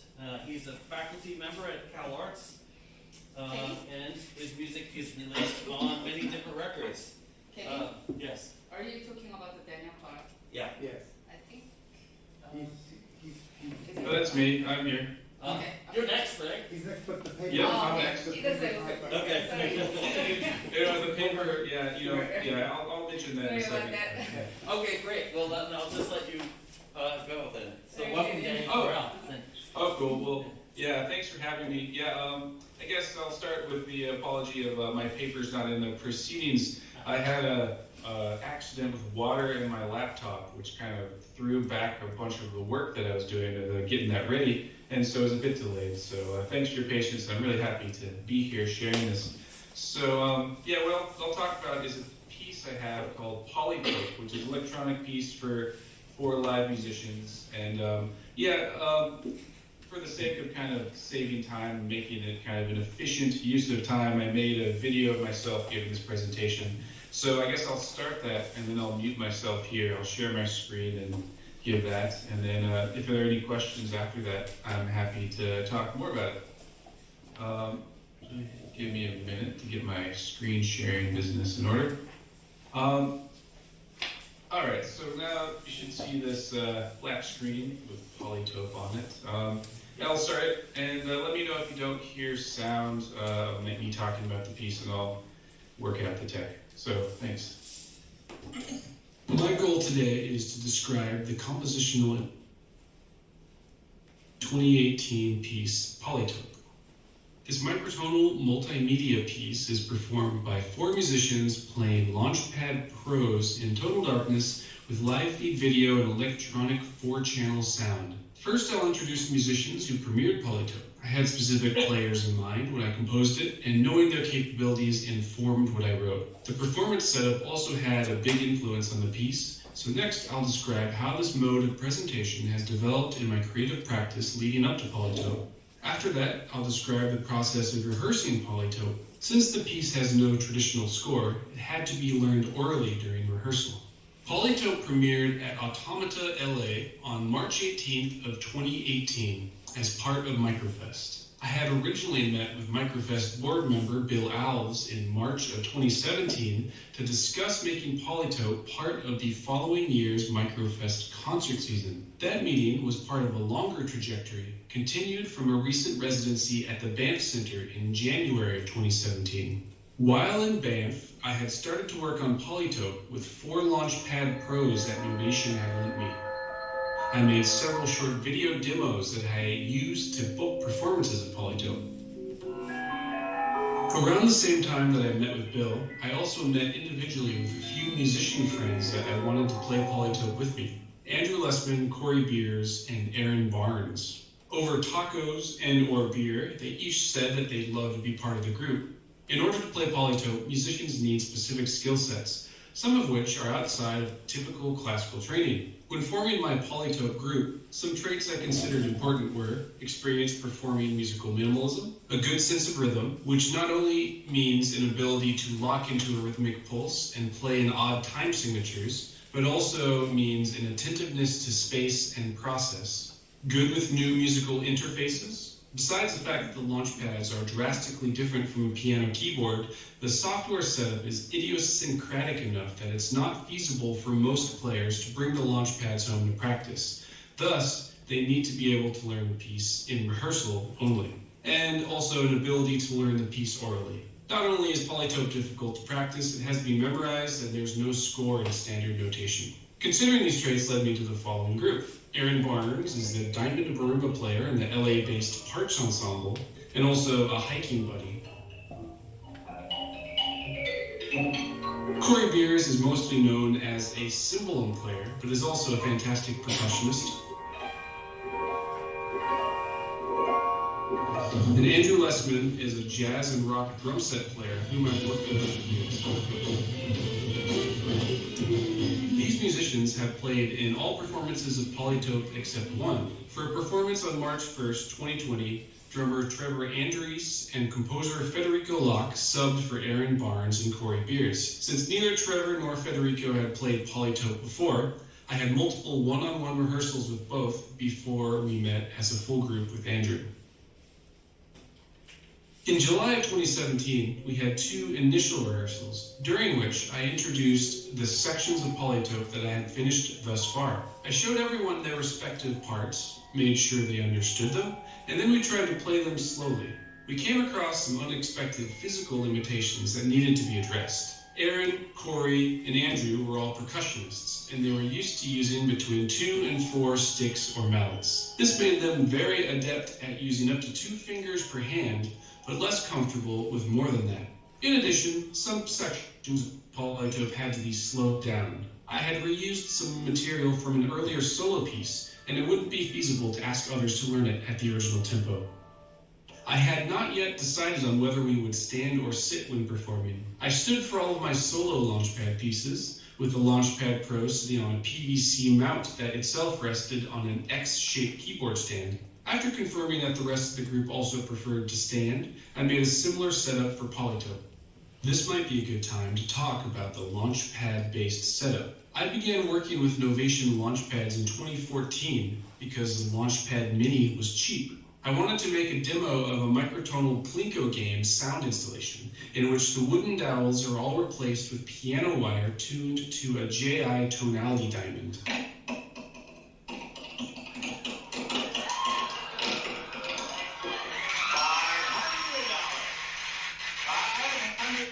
To visualize this Plinko game, I turned the Launchpad 45 degrees to emulate a tonality diamond. James Tinney had encouraged me to read Parch's Genesis of Music back in 2005, though I didn't get to it until 2008. That year, I had a regular 45-minute train ride from Highland Park to Hollywood in Los Angeles to teach after-school art, and the consistent rhythm of that commute gave me plenty of time to read.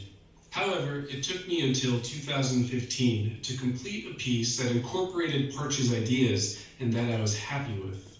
I made the following score for the microtonal Plinko installation. To imagine the layout of the installation, one should turn the score 90 degrees clockwise. As the puck descends the face of the installation, it would travel through 10 tonality diamonds with limits of 3, 5, 7, 9, 11, 11, 9, 7, 5, and 3. This increasing and decreasing complexity creates an ABA arch form within which the Plinko puck stochastically plays whichever pitches gravity dictates. I conceived of this installation while in residence at the Marin Headlands Center for the Arts, where I had an expansive studio space. After the residency, it was painfully clear that I had no room for large physical art objects. However, I realized that I could perform the Plinko score on the Launchpad Mini, and that performance became Diamond Pulses.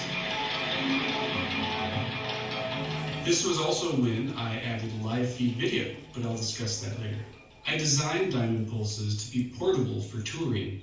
Without the PA or a projector, the setup fits in a carry-on suitcase with my clothes and other items. After a Novation representative saw me perform Diamond Pulses on Dublab Internet Radio, Novation lent me a Launchpad Pro to develop my second Launchpad piece, titled Comma. The Launchpad Mini had push buttons, but the Launchpad Pro has velocity-sensitive pads, bringing it a little closer to a playable musical instrument. While the notes in Diamond Pulses change as the piece progresses through multiple tonality diamonds, Comma instead uses only 14 different pitch classes in a single tuning system of stacked just fifths. This change was clearly influenced by the shape of the Launchpad Pro, while Diamond Pulses used the Launchpad Mini to demo a pre-existing idea. When Novation saw Comma, they lent me 3 more Launchpad Pros to develop Polytope during my 2017 residency at the Banff Center. I originally planned to spend my time at Banff designing a series of multi-dimensional pitch lattices for Polytope. However, as I explored several options, nothing felt or sounded right. So I based Polytope on a 15-limit tonality diamond, which immediately sounded how I wanted. To vary the frequencies, I brought the top Launchpad and the right Launchpad up 1 octave and lowered the right and left Launchpads by 12 cents to give them a slight shimmer akin to the violin stop on an accordion. To perform Polytope, I run Pure Data and Ableton Live simultaneously. Ableton controls the sound, while Pure Data controls the lights of the Launchpad and some MIDI routing to Ableton. While my past Launchpad pieces were made in Mainstage, Ableton's Session View proved to be the most efficient way to write this loop-based music on 4 simultaneous instruments. While Ableton is more functional than Mainstage, this causes it to have slightly more latency. Because of this latency, we discovered that the best way to stay in rhythmic sync is to listen to the sounds of our fingers tapping the pads of the Launchpads, rather than the sounds coming from the speakers. This highly localized sound is quiet enough to be hidden from the audience, who instead hear the electronic sounds through the speakers. I programmed all of the pitches in Ableton's sampler, starting from a recording of a sine wave.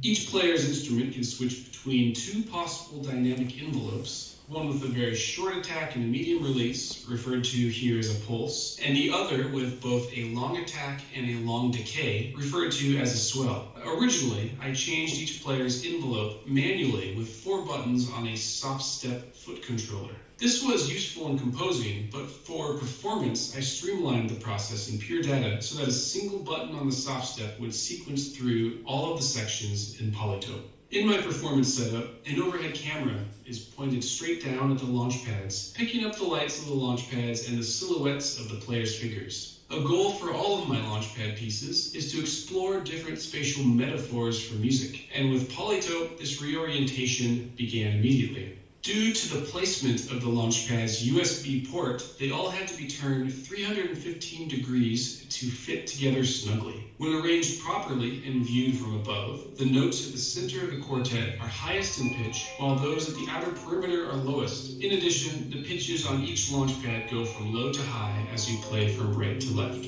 My decision to make live feed video part of these performances was partially inspired by my repeated disappointment in the performance presentation of high-caliber laptop music. While I love this music and the musicians that make it, I often find something lacking in the presence of the live performers, often just a seated musician doing something on their Apple laptop. This is also part of why I decided to stand when playing my launchpad pieces. Having spent many years working with theater and experimental puppetry, my approach drew influence from artist Laszlo Moholy-Nagy's idea of a theater of totality. In this approach, all of the elements that make up a performance are given equal footing, rather than being subservient to a text, composition, or human actor.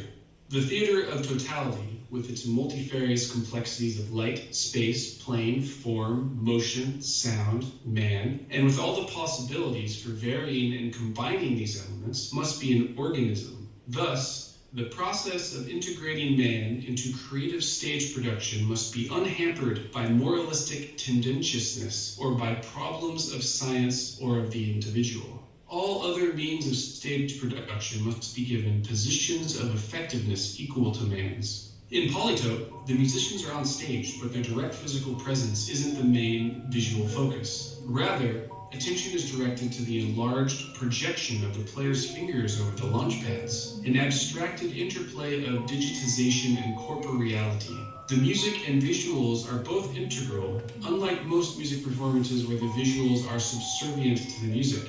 My performance setup also draws influence from Wyong Kulet's shadow puppetry, light and space art, Bridget Riley's op art, and visual music by the likes of Oscar Fischinger or Mary Ellen Butte. In the 2 months leading up to the premiere of Polytope in March of 2018, we had 8 weekly rehearsals. The other 3 musicians came to my house each week and rehearsed for about 2 hours. I'd usually have some simple food cooked, like rice and vegetables. We would eat and talk for a bit, then rehearse, and eventually everyone would head home. The lights of the launch pads are the score that the players follow, but they needed to know how to interpret that score. Since it's difficult to represent in standard notation, I decided to teach all of Polytope orally. Depending on the section, I would either show everyone their respective parts on their launchpad or show them the identical process that I would be playing on my launchpad. During each of the first 4 rehearsals, we worked on a quarter of Polytope. In the remaining 4 rehearsals, we worked on problematic sections and practiced running the full piece. Though it's an hour of music to memorize, ultimately Polytope consists of only 15 formal processes and the transitions between them. When learning Polytope, we focused on those 15 processes first and then learned the transitions. In the first rehearsal, we focused on the first 4 sections of Polytope. I decided not to set up the projector until the 5th rehearsal, so these first 4 rehearsals were not done in total darkness, but in dim light. When rehearsals took place during the day, I closed the blinds or put blankets over the windows. Polytope opens with red swells. In all of the sections with swell in the title, the notes have a swell envelope with a long attack and a long decay. All of the swell sections, except for purple swells, correspond to a U tonality, while all of the pulses correspond with an O tonality. My treatment of the rows and columns of a tonality diamond as formal elements was originally inspired by Arnold Dreiblatt's Orchestra of Excited Strings. In polytope, a eutonality or O-tonality corresponding to each of the odd numbers from the 15-limit tonality diamond is featured in one section. Red swells corresponds to the eutonality of 15. In red swells, the players start at their highest pitched note and play all of the visible notes in contiguous descending order. Each note should be the length of a deep breath or a long bow on a violin, followed by a pause of indeterminate length before playing the next note. I refer to this as playing in rhythmic complement. In sections with complementary rhythmic relations, the musicians play when they expect other players to not be playing. I've used this sort of anti-ensemble playing in many other pieces, and it requires a great deal of sensitivity to the internal rhythms of the other performers. Parts will inevitably overlap, but they should never be played in rhythmic unison. All of the swells or pulses sections progress by the visible lines shrinking or growing. I use a foot controller to progress through the piece, and this progression is mostly based on my own internal rhythm. However, I also try to be sensitive to what the other players are doing. In red swells, I try to wait until all the players are playing notes that will not disappear in the next scene. Each section of polytope has clear rules that are simple to follow once they are learned. The transitions between sections are trickier. Whenever the transitions are staggered, my part is usually the first to change. This way, the other players are reminded of what section comes next. This is true for the transition to square. Square changes the envelope from a swell to a pulse, with a short attack and a medium release. In square, all of the players do the same parallel process in the same rhythmic pulse. However, their individual downbeats will vary, similar to Terry Riley's in C. In square, the musicians play every visible horizontal row on their launch pad, from right to left, and from low to high. When a row appears or disappears, players adjust their rhythmic cycle accordingly. If they are playing a row and it disappears, they finish that row and then move on. While the swells and pulses relate directly to the underlying tonality diamonds, the shape sections do not. Instead, more complex harmonies arise. Square ends with each player playing a horizontal white line of 8 notes. In the following transition to red pulses, there is a slight retardando in preparation for the later circles section. The white line disappears, one note at a time, as the red line grows, and eventually the red line takes over. The notes in red pulses correspond to an O tonality of 13. In this section, the players choose any 2 visible notes and repeat their chosen notes on a shared pulse. They start at pianissimo, crescendo to forte, and then decrescendo again. These gestures are played in the same sort of rhythmic complement as the swell sections, and with approximately the same durations of gestures and rests. Players only change notes between gestures. I trigger each player's transition to red pulses when my own gesture is at its loudest, so that the players are less likely to play in parallel.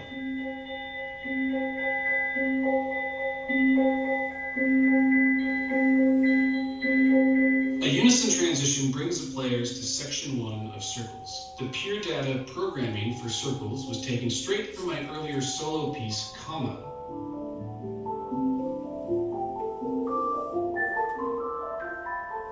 In the circle section of polytope, the musicians play identical material in a counterclockwise hocket. There are 3 parts to circles. The first part has a single 4-note cycle, the second part adds a 12-beat cycle, and the third adds a 20-beat cycle. Transitions within circles always occur when the red, orange, and yellow diamonds align vertically from the player's perspective. Sections 1 and 2 repeat until I cue the transition. Leading up to the transitions, I whisper 1, 2, 3, and then press the foot pedal to cue the next section.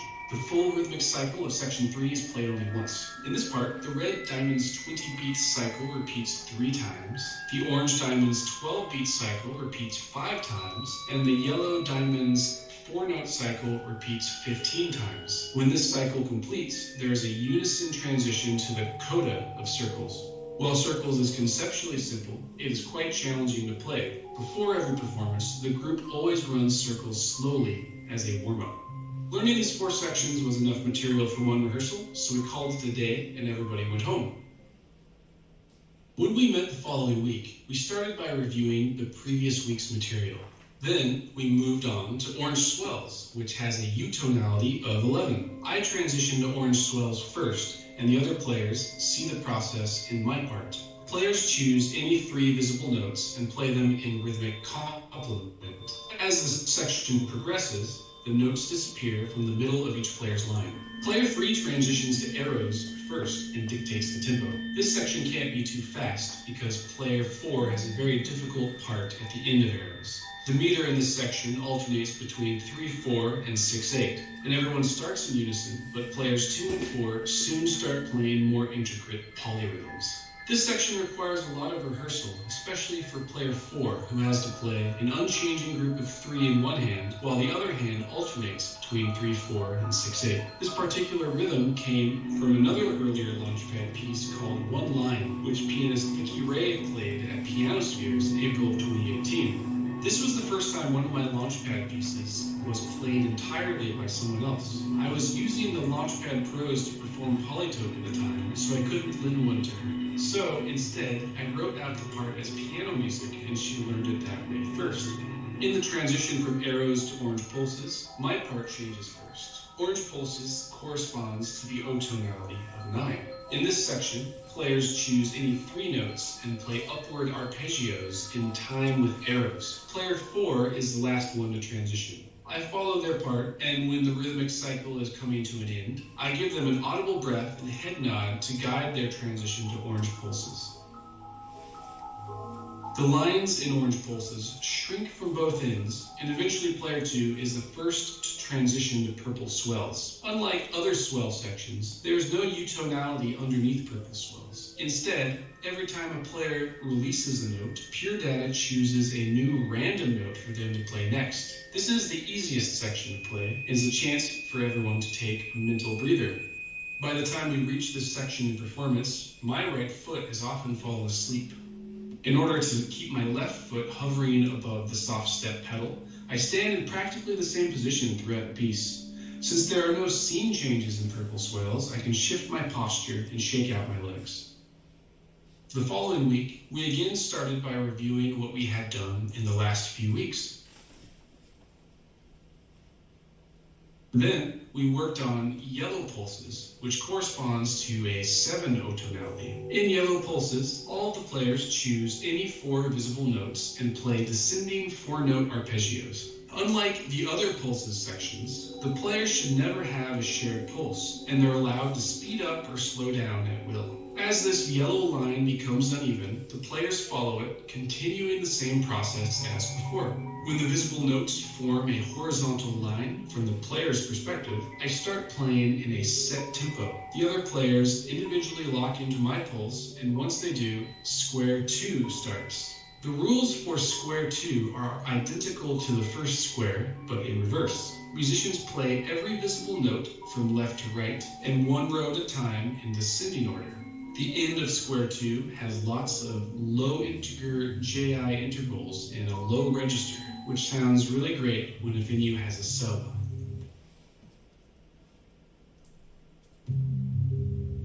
As the process of square 2 ends, players 1 and 3 transition to blue pulses and green swells. This is the only section that has both a U tonality and an O tonality. The green swells are played by players 2 and 3 and have a 5 U tonality. The musicians play swells of any 4 visible notes. The blue pulses are played by players 1 and 4 and have a 3 O tonality. These players choose any 5 notes and play ascending 5-note arpeggios. During this section, I gradually accelerando to the tempo of the next section titled Green Line. The Green Line section features the musicians playing in visual unison, but only from the audience's perspective.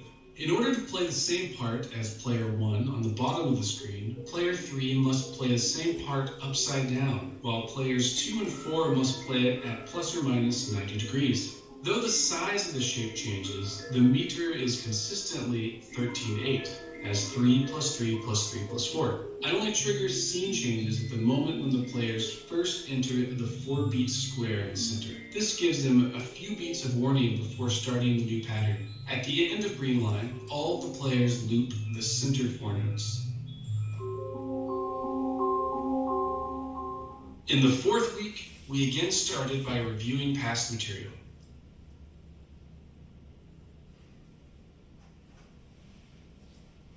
Then we pick up from the ending 4 notes of green line, which go straight into red line.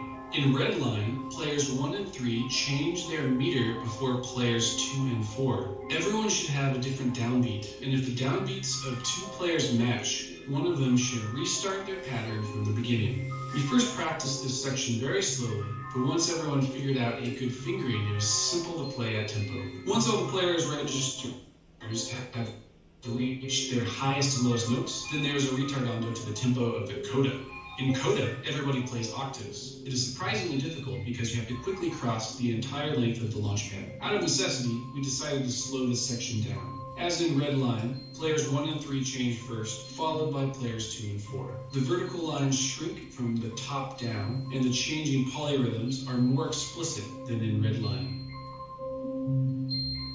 When there are only a few notes left, I'm the first to transition to white swells, which has an O tonality of 1. In this section, the musicians play dyads of contiguous notes. These notes are in 4 groups, and the musicians play these groups in descending order. The line shrinks by 2 notes as the section progresses until there are only 2 notes left. At this point, players alternate between those 2 notes.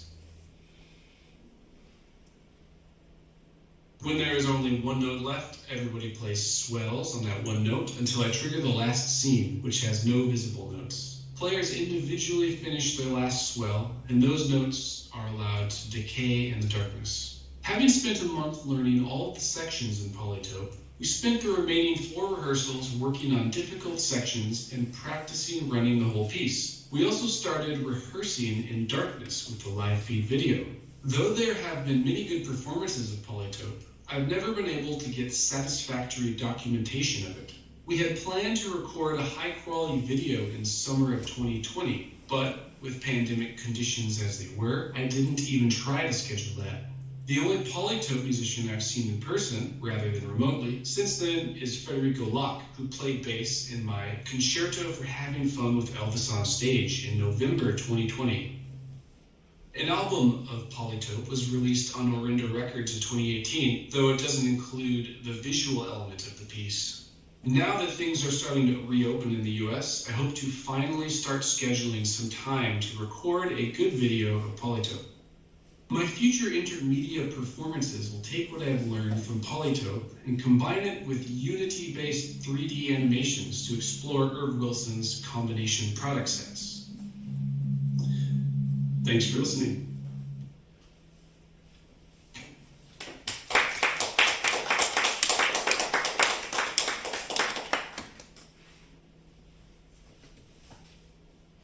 We can't hear you. You're on mute. You can't hear it. All right, can you hear me now? Yes, you can hear it. Oh, okay, sorry.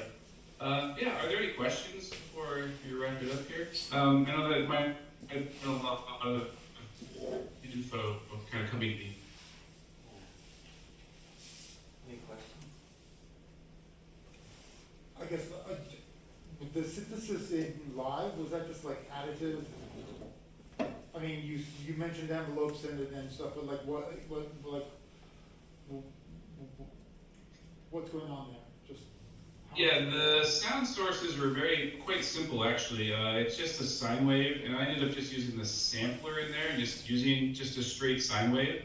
Okay. Partially because it makes it easier to hear those intervals I compose it.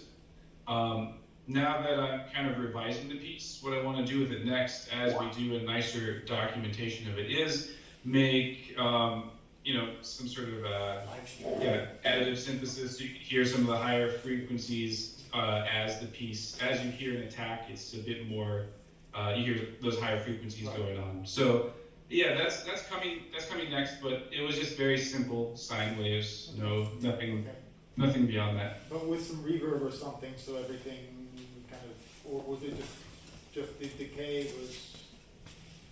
There was the decay, and in that recording, actually, The footage was kind of fuzzy. It was from a live performance that we did in 2018 of the piece, and what reverb you heard would have been the reverb in the room. So the sound was just kind of a mixture of the computer recorded sound from the board plus some of the sound in the hall. So yeah, I guess the reverb would be from a live performance. Yeah. But it's really dry, no reverb in the recording, and when we play it. Okay, thanks. Anyone else? Yeah, I have a question. This is Parmagnus on the Skype. Yeah, can you hear me? Yep, I can hear you. Yeah, so I just want to say I think this is a fantastic project, and it's really great to see how you're building it over time, and you're having all this intense and continuous work together with the performers, with the musician. There's just one thing about the interface that you have chosen, or has been chosen for you in a way. It seems to suggest so many of the compositional ideas, but this thing about the latency that you've experienced in the interface and maybe elsewhere, can you say a bit more about that? Maybe I didn't get it right, but you had some situation where the performers actually they listen to the finger tapping rather than the sounds they are. Right. Is that how it works? But that seems that seems a bit unsatisfactory, isn't it, when you perform in that way? It's a bit strange, yeah. And part of it was just that I was using an old computer that couldn't really process all the sound at once. I guess since then I've gotten a nicer computer, there could be less latency. And I think a part of it was not very efficient way that it was programmed, both in Pure Data and in Ableton. So as I'm getting the sort of additive synth stuff going, I'm going to kind of change it up so that it's all inside of Pure Data, and so all the sounds are coming from there, and try and get a really low, try to get as little latency as possible, really. But do you get the same kind of noticeable latency even if you use, let's say, a MIDI instrument with a percussive attack? You feel it, right? Just yeah. This synthesis.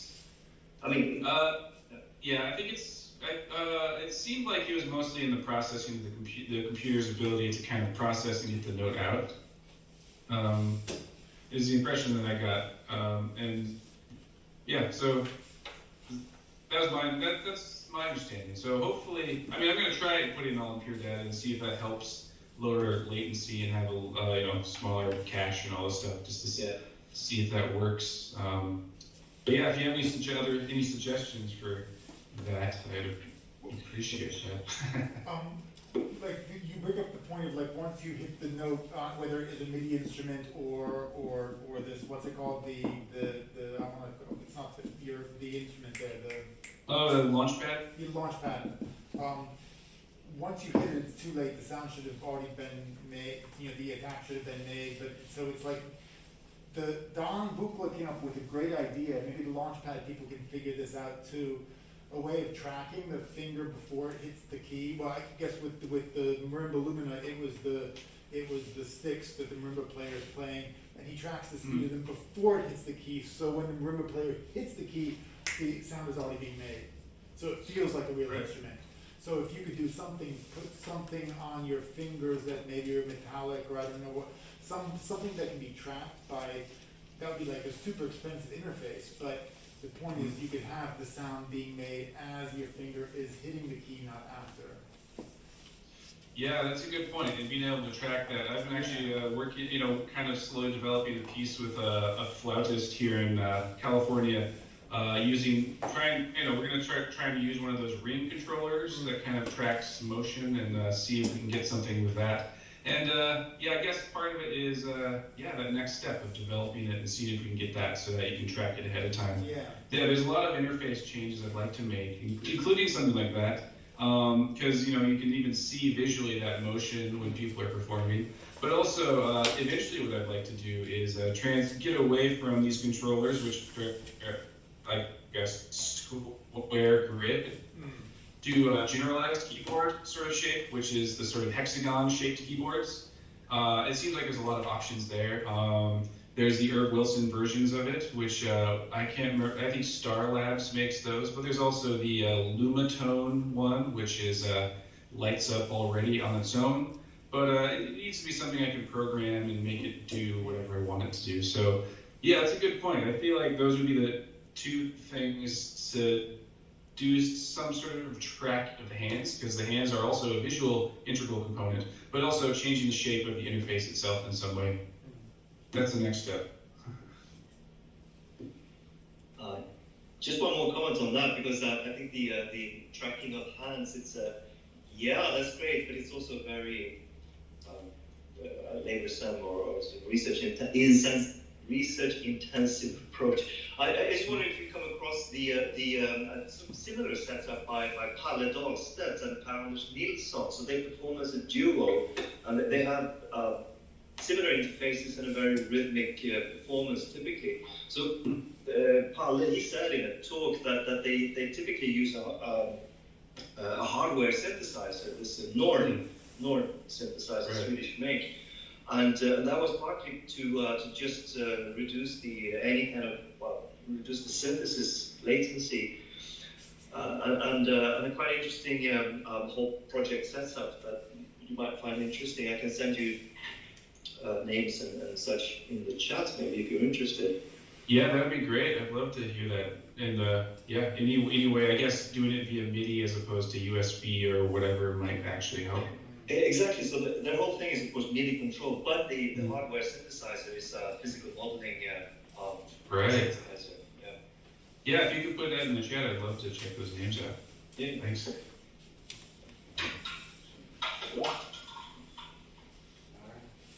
I'll copy that down.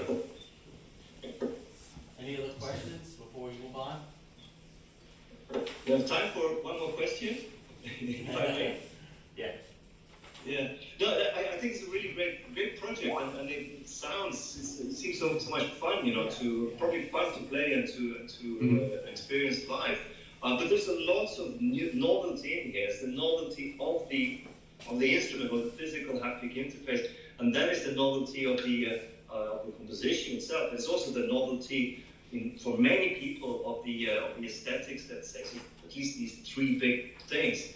So which one is, from your point of view, which one is the most difficult one when you have to handle all these novelties? You mean from an audience perspective, as far as making it? No, I thought from your perspective as director of this whole research project, really. Well, I guess the difficult part is really deciding how much to explain when we present it. Like I usually don't mention that there's much of the microtonal tuning system going on. More just kind of talking about there's this sort of intermediate sort of experience in this 4-channel setting, and if people are able to pick up on the tuning part, then they're welcome to.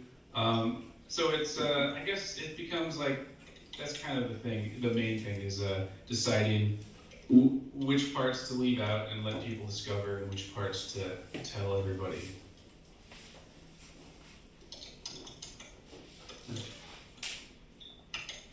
But initially, I guess it was figuring out that you could do this whole visual part of it and make that a part of the presentation. But once I got that figured out, at least a version of it figured out, it's, the novelty of that hasn't quite worn off on me yet. So I'm enjoying that. But as I move forward, trying to do more with it, then I think that'll be the more challenging thing, trying to incorporate maybe some jitter or max MSP sort of stuff, as well as just a live feed camera,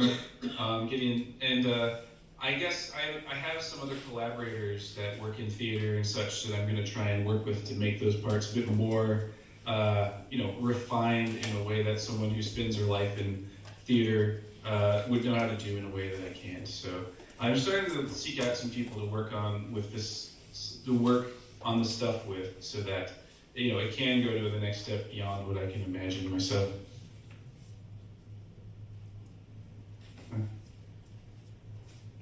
Cool. Well, thanks for the questions, and yeah, thanks for having me here. Appreciate it. Thanks. I'm enjoying it so far.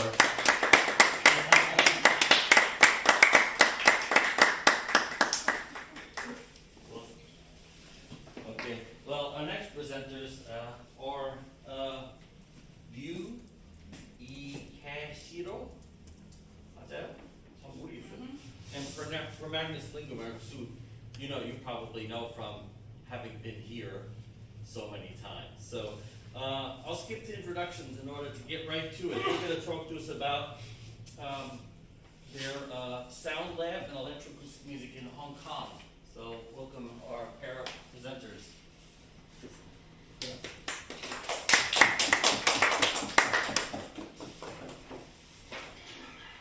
Okay, so hello, let me just share my screen. Okay. Hello, can you all see that? Yeah. Yeah. Okay. Yeah. Okay. Great.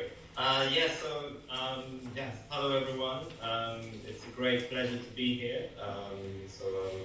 This paper will be presented by Commander Lindberg and myself, Ikeshiro.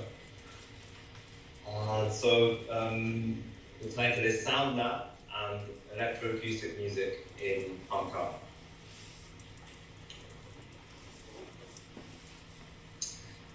So in this presentation, we will introduce a sound lab, which is a 3D audio research and practice unit co-directed by ourselves. And then we will give a quick description and of our objectives.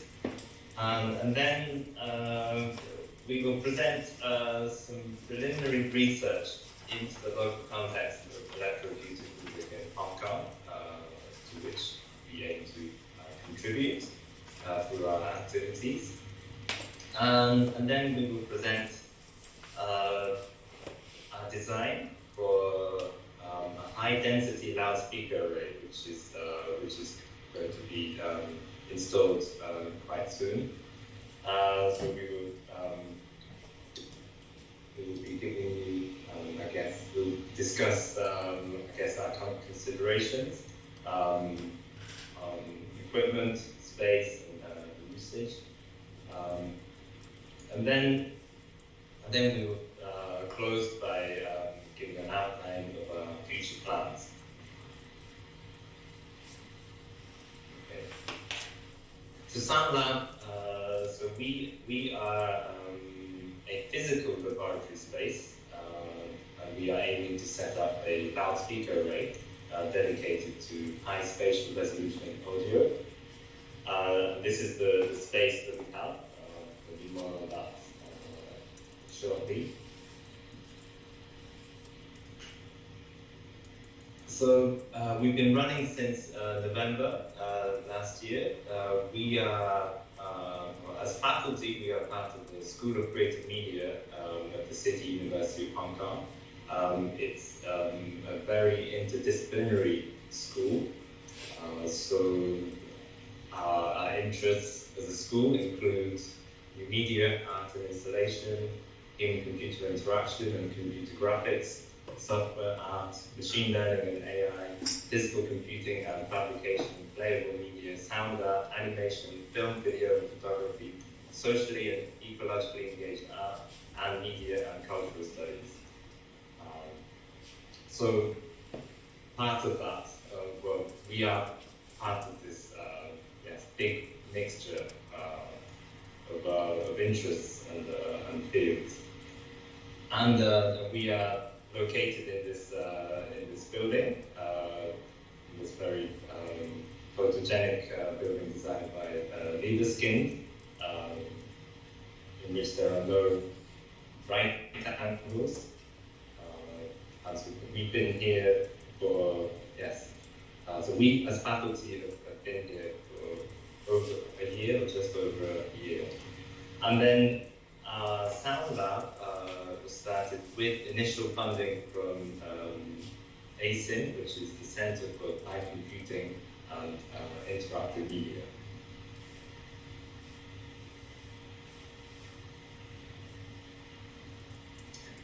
So just to go through the objectives very quickly. So our first objective is to design and install this high-density loudspeaker array.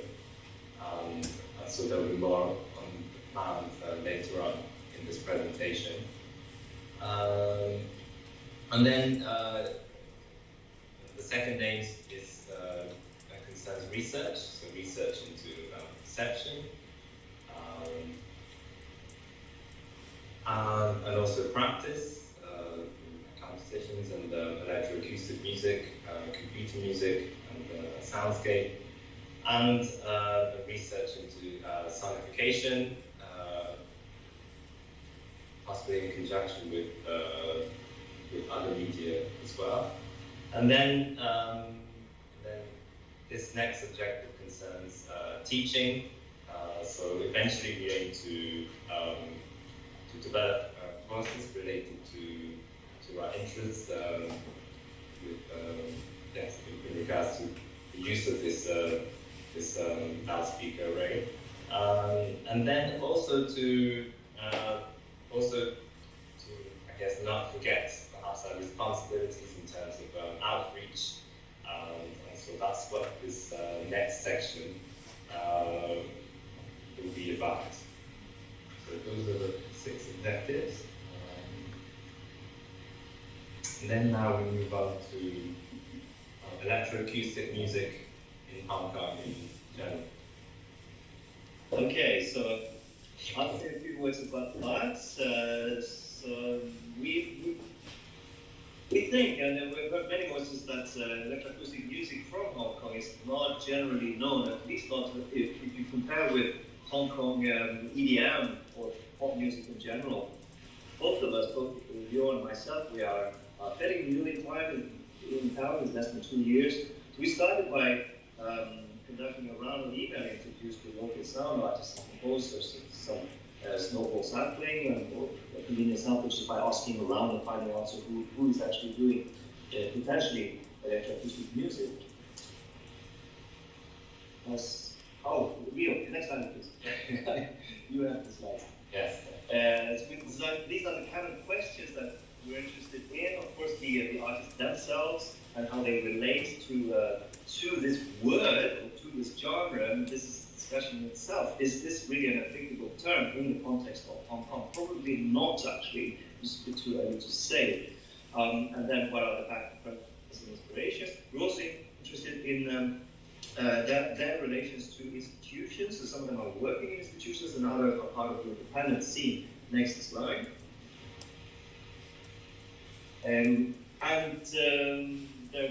There's ideas about the historic elements, the historic trajectory in Hong Kong, and also its relationship notably to China. Next slide, please. So the we've contacted some 10 plus people, and we're digesting the information that we first round got from the email interviews, and we've been following this up with person-to-person interviews and doing a proper content analysis of this. Christopher Keys, Giovanni Leon, etc., and of course Hong Kongers such as Alex Yu and Esther Yu and several others as well. Next slide, please. So just 2 or 3 things that come out of these first interviews. So while there are at least 5 universities that have some engagement in contemporary music, electronic music, etc., listed there, according to Christopher Keys, they mainly operate in relative isolation from each other and from the local scene. Next slide. There's also organizations that are organized, let's say, for and by independent artists. In particular, those listed here, so Contemporary Music King, the Hong Kong Composers Guild, the New Music Ensemble, which is very active, and the Sound Pocket Group. So what expert said here is that the financial support is severely limited to these organizations from the Central Arts Development Council, which goes too much to the institutions. And he's quite clearly advocating that in order to be really creative and to be really independent, we have to, one has to actively break down these systems or these systems in place. It's too much chasing of things like impact factors within the institutions and that leads to an ossification and perhaps also too much interest into international fora, while of course the independent scene, they're really interested in having more attention to the local scene. Next slide, please. So is this the same old story that we've seen in many other places? Well, maybe yes, but there's a silver lining to it, at least right now in Hong Kong. Next slide. And that is, as Esther Wu says, that the lack of, due to these restrictions and also the heavy protest movements and the curbing of these movements in Hong Kong recently, that has actually promoted an increase in opportunities for local musicians and artists. And the expressions of national identity have been more evident in the arts, both from Esther Wu and Edwin Lowe. He says that now might be an opportune moment to contribute to the local scene and to reinvent electroacoustic music for our times. I think that's the next slide, Leo. I think is for you. Yeah. Yeah. So that was I guess the context that we are working in, which is very important when we consider, I guess, our place or how our institution and our Sound Lab may, I guess, fit into how the scene here and how we might be able to build relations with those who are here who have I guess, their own interests and their own venues and events. And so, so this was like I guess it's a very informative process in which we get to know these participants. Okay, so in this next section, I'll describe how, I guess, design for our setup. So first of all, we have a website, so please do visit the website if you're interested. It's soundlab.scmu.edu.hk. Okay. As part of our joint ASIN fellowship, we are blessed with this space. It's a black box theatre, which measures, I think, approximately 11 meters by 16 meters, I think. And then the height might be up to 8 or 9 meters. So here is myself and some students about to conduct some tests with some equipment we've inherited. Here is the back of the space. So it has retractable seats for, I think, maybe up to 200 people. There are also various projectors, which can also do 3D projections. We have a large projection screen, and also lights and dimmers, which are truss mounted, and curtains.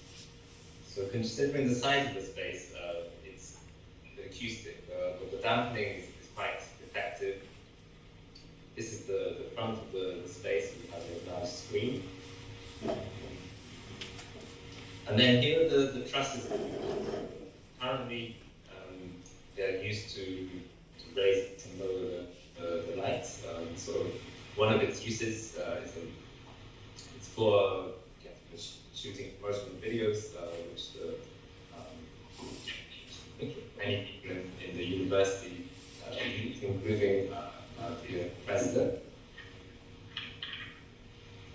But our plan is to use the existing structure as best we can in order to fit our design. So we will be using these trusses to mount our speakers.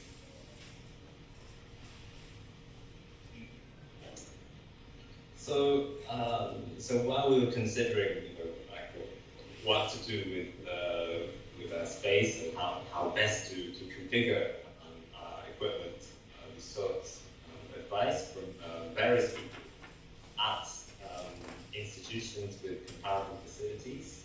So he's with Bill Brunson, who was instrumental in the design of the Kammersaal of the Royal Academy of Music in Stockholm. We also spoke to Franz Zotter and Matthias Frank, who are at the Institute for Electronic Music at the University of Music and Performing Arts Graz in Austria. We also Eric Leon and Hannah Upthegrove at the Cube at Virginia Tech. We also spoke to Natasha Barrett with the Norwegian Academy of Music at Nottingham in Oslo, Norway. And we also spoke to various people at Beast, the Birmingham Electroacoustic Sound Theatre. Spoke to Scott Wilson, director, and then and also Simon Smith, the technical director. And we also spoke to Craig Natson, tech manager at Sonic Arts Research Centre at Queen's in Belfast. Yeah, so they were very generous with their time and providing us with advice, and they were extremely supportive.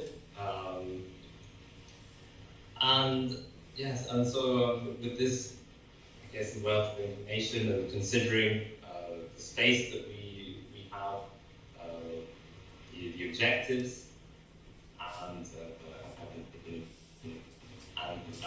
budget, initial budget, and also the availability of the space. This is the design that we have come up with. So we are planning on having a hemispherical array with 25 point sources. They will be in 3 rings. So I think you can probably see this on there. So yeah, so we have 25 speakers. In the lower ring you will have 12, and then in the middle ring there'll be 8, and then in the upper ring there'll be 4 with one center speaker at the top, with the several subwoofers. So we are purchasing Genelec 4030As. These are the new audio over IP speakers. They also work on power over Ethernet. And so it's just going to be a case of one Ethernet cable providing both digital audio and power. And obviously, I think we are all used to having to suffer with all these cables and setting up and deinstalling after events. So I think that you can appreciate how we're trying to minimize this time and effort that might go into these activities. But also with this space, we have to consider the fact that we don't have exclusive use of this space. It's also shared with others in the school and with other departments. And so we needed a system that was, I guess, easy and quick to install and deinstall on a weekly basis. Also, the setup is semi-permanent, and so if somewhere along the line we decide that we would like to have a different configuration, or we would like to augment the setup with more speakers, then that's also possible as well.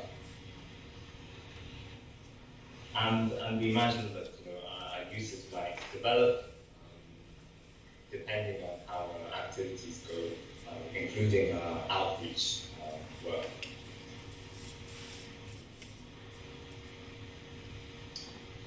And this is the view from the top, so you can see that there will be 3 rings with concentric circles, and the inner ones will be higher up.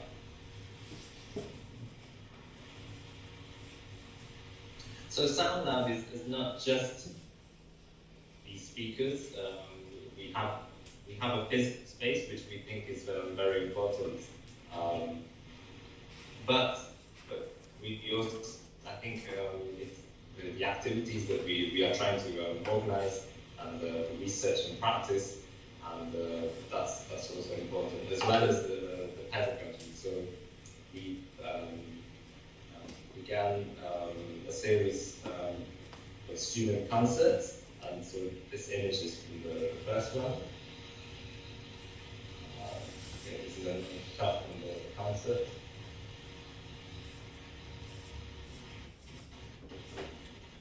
Yeah, so it's challenging.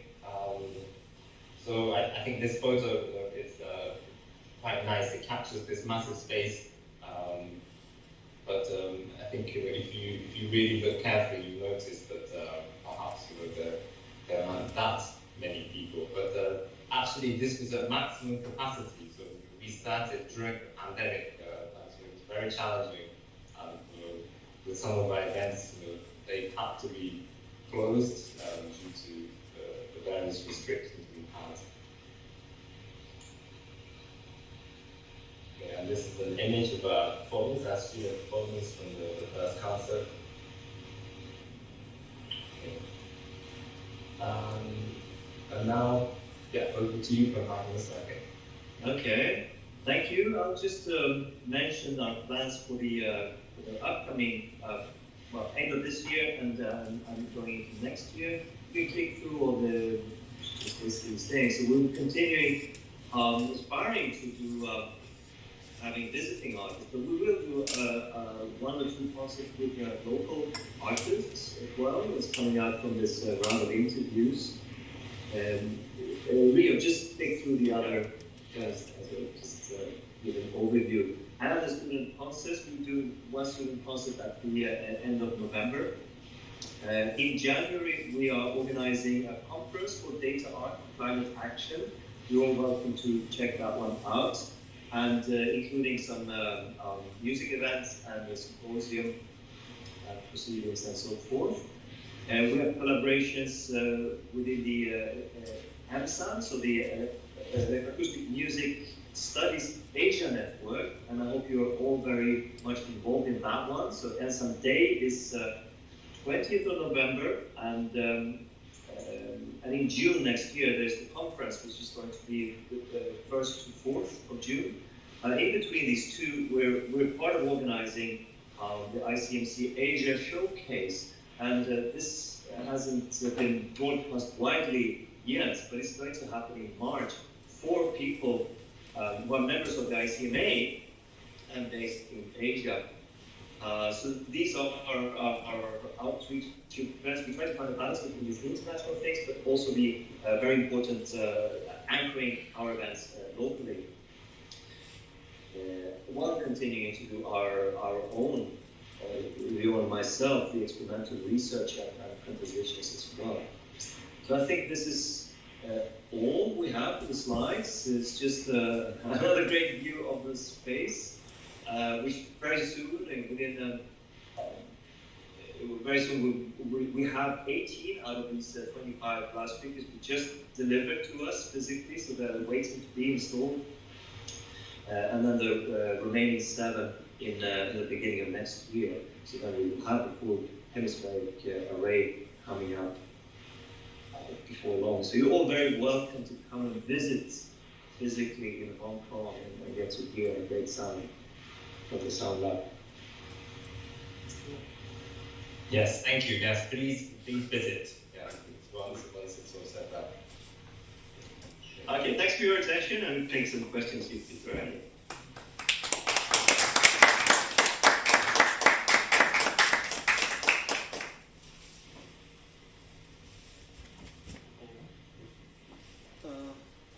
Can I have a question for Marcus and Rio? I'm not sure if I already covered. I'm just curious about the spatial system, the software that you will implement into the system. Are you going to build your own?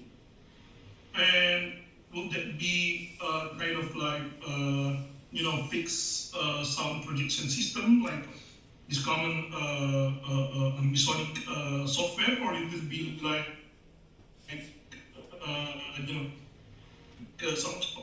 sound projection system like in this? No, I mean, yeah. Sorry? No, second question, Prometheus, regarding about the electroacoustic. I just want to confirm one thing. So when you're doing the research, so what you mean here by electroacoustic is this, this, let's say, European-related electroacoustic, or no? Thank you. Yeah, I'll try to answer that. I mean, there are two very different questions. So when it concerns the technical setup, so after advice, and notably, I think for the software setup, we're taking the cue from the Virginia Tech people. Can you hear me? Yeah. Yeah, so we're opting for this Dante AES67 system, as Rio explained. And on the software side, we will for sure have KEAMS Spark running, and that will be the backbone. And the idea is essentially to plug pieces into a higher order ambisonic pre-configured and tuned setup for the space using the KEAMS Spark. So that's the starting point. But we're also looking at other systems potentially for expanding and making it more flexible. And everything's running on Macintosh systems, Apple computers. For the other question, let me see. Sorry, I'm so hungover. Can you rephrase the second question? It's about the Okay. The definition of this electroacoustic when you do. Oh yes. So that's a tremendously important thing, really. Yeah. And in particular, in conversation with local artists, I mean, we realize this whole. There's so many aspects to this. There's a heavy tradition, which is essentially European, and then we have this particular word, electroacoustic music, which is Anglo-Saxon, is very well understood in these countries, and it's not.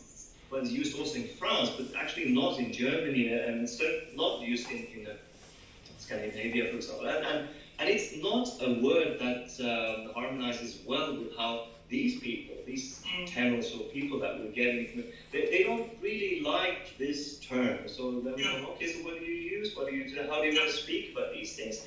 And of course, there's Cantonese and there's Chinese terms, and there's which might be better describing what their intentions and how they actually feel about what they're doing. We try to capture that, but it takes a little bit of time.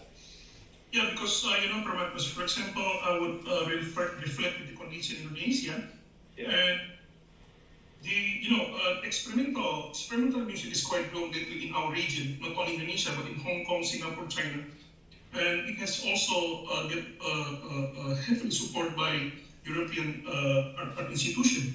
Yeah. However, they're a bit kind of like rejection with the term of electroacoustic. And somehow what I feel that's that relevant with the project that we do is there is a big tension between academic and non-academic practitioner in electronic music. Yeah. Yeah, and then when sometimes when they know that I'm from academic, let's say, background, study electronic music, and I, let's say, use the term of electroacoustic, and there's a bit of, somehow rejection, I guess, Yeah. No, it's absolutely true, and it's also true in the Hong Kong context. It's a real feeling of trepidation between people who are comfortable at institutions and others who are maybe comfortable with being outside of institutions. And that really is a divide. We try to find some way of crossing, recognizing that yes, we are inside institutions and looking out in some regard, right? But it's really incumbent upon us to make this effort for sure. Yeah. Yes, I perhaps we didn't really clarify enough, but with this term electroacoustic music, we aren't using it in this strict way. So I think the first way we're using it would just be to indicate this music, electronic music that originated originally from universities and music departments. Yes, but I think both myself and Magnus, I think what we do is would not be strictly electroacoustic. Yeah. it's just like a useful, like a useful term that we used. But the other thing, so that's briefly mentioned in our paper that we didn't talk about today was, I guess, about the fact that we are not a music department, so we are in this school of creative media, and so we are really the only people who practitioners of sound, and everyone else, they have their own fields of expertise. So which is, on the one hand, you could say that this might be quite inspiring, as you have a wide range of interests, but it also means that we are quite spread, quite thin. There's also been a lack of continuity, because in the past they might have had one or two faculty. So if one person goes, then they have no one who is doing sound. So this, in terms of the research and teaching, there's no development. But having said that, or perhaps because of that, I think the sound faculty at the SCM are perhaps on this border between electroacoustic music and more experimental music outside the institutions. So that seems to be our characteristic in comparison to the other institutions that we mentioned that are more, I guess, traditionally electroacoustic, I think. Yeah. And then, so I think that what we do is also reflected in the more, I guess, experimental musicians outside academia. So those that we interviewed, they are aware of electroacoustic music, and they're influenced by electroacoustic music to varying degrees. But they are also this crossover, in the best sense, I guess. They're also crossover artists, and I think that's quite similar to the kind of, I guess, music that's been made by the faculty. Not just us, but people from the past, like Samson Young and DJ Smith and Ken. I totally understand the context here with, she's part of music faculty, so the idea also to be able to embrace other, even outside the institution. But something for me also becomes somehow problematic in the context of Indonesia, let's say. It's because when they see electroacoustic as a genre, this specific, even this specific system, it's only for very specific genre. It's all. Yeah. Thank you for making us Thank you. Thanks, Patrick. Any other questions? Not from here. Any in the chats? I had a question. No question in the chats. Can you hear me? No, we're not going to go over. I mean, we've been on for 30 minutes, so I think we're fine. And do please visit our site and be in touch. And again, look out for these events where we do outreach. Okay. Hope you can join. Hopefully see you in Hong Kong soon, Liam, Magnus. Yeah. Thank you. Go ahead. Go ahead. Do you have one more question? I have a question about the DACA. I really appreciate that you guys are hosting the conference, that the DACA, the Data Article the Climate Action, right? 2012. Yes. 22, right? And I was thinking about that. I really want to go there, but the thing is, like, if you want to get a really good result on that conference, maybe it might be good to some sort of connection to the China mainland or something. Do you have any connection with the? It's not a connection. Maybe a collaboration with maybe some school or some sort of I don't know, like government. The connection with the mainland, maybe that might be really good. results, maybe. that was my question. Is there any connection with the mainland? Any kind of? Yeah, so for Dhaka, yes, indeed, the data are for climate action, and this is our big collaboration partner is actually the IEM in Austria. So we set this up as a dual hub connected event, and we have other partners in Europe. Okay. Oh, sorry, can you hear me?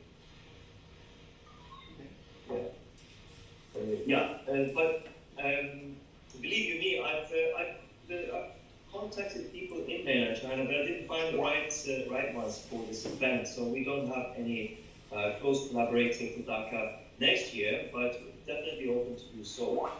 In Hong Kong, we're working together with scientists at the Hong Kong Observatory for weather and climate studies. So they are our partner in Hong Kong. Cool. Great, thanks. Yeah. Awesome. Okay, our last presenter of the day is Rachel Walker. She writes poetic, timbre-sensitive works drawing from her ongoing immersion in and research on Chinese folk music, musical time, and language. She's going to talk to us about Beiguan and electronics, the space in between. Are you here, Rachel? Hi, I'm here. Can everybody hear me? Yeah, we need the Hong Kong folks to stop sharing, I think. So that Rachel goes to the big board of the screen. If she starts sharing, then that's gonna. Oh, so, okay, great. Yeah, thanks. I think maybe we need to mute the Magnus. Yeah. Can you keep the screen sharing? Yeah, she wants people or not to mute. I think I was just going to read my talk that I prepared. So, but I also have a few. I have a video link that I can send. Maybe that people can watch after the presentation. I'll send that now in the chat. Or if they shut off the video without hanging up, then she'll appear big screen. Okay. Rachel, just try at the bottom. She wants. Yeah, no, I want to screen share. I was just going to talk. Okay. It's okay. Okay. So hi everybody, good morning from Germany. It's a bit early, but I'm very happy to be here. So I'm going to speak today about an ongoing collaboration that I've been working on with musicians at the Taipei National University of the Arts in Taiwan. So since 2019, I've been engaged in this collaboration. This is ongoing research that has so far resulted in a composition for Beiguan musicians and electronics. It's called The Space in Between. The premiere was at the Guangzhou Arts Festival in Taipei last September. So I'm going to discuss today my experience in composing electroacoustic music for traditional instruments, and also consider how the materiality and the rhythmic implications of Chinese and language and dialects. So in this case, there's a dialect that's maintained in the Beiguan pronunciation, Guanhua, and how that was treated within an electronic context, which I programmed in C-Sound. First, I'll give a little background to the work. So the impetus of this project came from die Hannoversche Gesellschaft für Neue Musik, the Hanover Society for Contemporary Music, as part of their biannual project, TRIACT, which stands for Traditional Asian Instruments and Electronics. My own background as a composer already includes some overlap with the study of traditional music.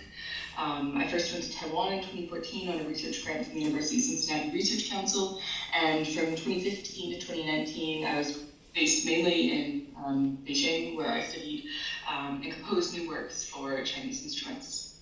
So the new element of this project was, perhaps unusually then, not the practice of cross-cultural and cross-lingual collaboration, although it bears saying that this is unique to every project, and not just adding one right head, but the introduction of electronics into my work. The compositional construction of this piece focuses on the balance between fixed and rotating mobile elements. The performer is the individual scores and should not view a copy of the other musician's part in performance. While scores use a form of modified gongchun notation from Beiguan, which I adapted to meet the needs of the work. This notation does not inherently specify rhythm pair events. In traditional pieces, the score serves rather as a reminder than a set to a two-part or a fixed melody. In these cases, the rhythm conforms to the melody, the performance context, as well as the suggested temporality of the lyrics. In my scores, the gongchi notation suggests the speed of recitation through the relative size of the characters according to the visual spacing within a given system, each of which represents a block of approximately 25 seconds in duration. Therefore, the exact placement of live elements between the two musicians in relation to one another on the tape is not perfectly in sync or exactly the same from performance. This is the fixed element in this case is the electronics. There's not a click track, but the tape part serves as a touchstone, and also for me a type of orally transmitted score, with which there's a fluid exchange of time with the live parts. I'll now speak a little about the creation of the electronics. My process for working with the electronics in this piece was threefold. Firstly, it consisted of a collection process. I wanted to include an imprint of physical sounds in the electronics from the two places this piece was connected to. Biguan music has not a singular style, but rather can be seen as an overarching category for many connected styles using different instrumental families. In this piece, I was most interested to explore the more dramatic, operatic world of Biguan and collaborate with Taiwanese writer and interdisciplinary artist Adam Tai on the creation of a new text for the work connected to the story of Wang Jiaojun, who was a Western Han Dynasty peace token who was sent to the borderlands. This text was then adapted together with the two musicians, Liu Xiu and Li Jiqian, to fit the grammatical syntax of Guanhua, which is an older dialect whose pronunciation is still preserved in the music. From the beginning, I had the idea to use Liu Xiu and Jiqian's localizations directly within the tape part. I wanted to create a mimicking and blur between the two live performers, both of whom vocalize while playing either a pluck string instrument or a small drum, and the electronics. At the same time, I saw this as a way to decontextualize the linearity of the text, which is itself a collage across historical sources and Autumn's own narrative, by creating a dynamic transversal between the literary characters, the Beiguan voice types, and the time points across Autumn's script.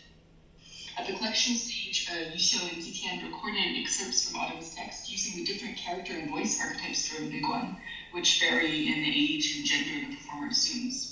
Some of these excerpts were thus re-recorded several times and appear fragmented in processed forms across the work. Simultaneous to this, I spent several months collecting recordings from the Moog Modular Synthesizer 55 and the Elektronische Studio in Hanover. At this stage, I wanted to create very raw, complex, noise-based sounds, even sounds I didn't necessarily immediately like or want, so that they could be mined and altered later. And I ended up with a few hundred recordings from the Moog as a result of this process.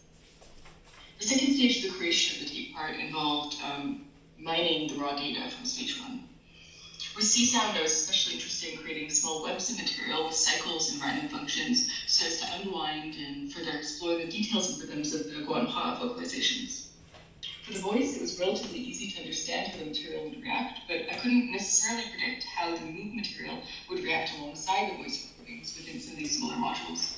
So it was to some extent a testing process with refining their coexistence. My goal was to carefully balance these two sound sources in the electronics while weaving them together in a way where one would not feel sense displacement. In addition, I sought to create a connection between the spinning nature of live voices, the directional electronics. In performance, the two musicians are spread across the stage, while the text and musical material crosses and overlaps itself. The electronics also explore sort of cross-hatching and instrumental distance through the use of panning. These smaller processes I treated in a fluid way, continually adapting the code to the samples and vice versa. The exported recordings of my work in C-Sound were all rather short, ranging from 8 to 45 seconds, and were gathered over a period of several months. The creation of the two gongchi scores was done simultaneous to this stage in the process, and was also directly influenced by my earlier work processing electronics. The idea of adding acoustic filters to the live voices, so asking the performers, not with electronics, but just with their voices, to add varying degrees of noise interference to the recitations, for instance, vocal fry or timbral coloration, grew out of my working process with Moog.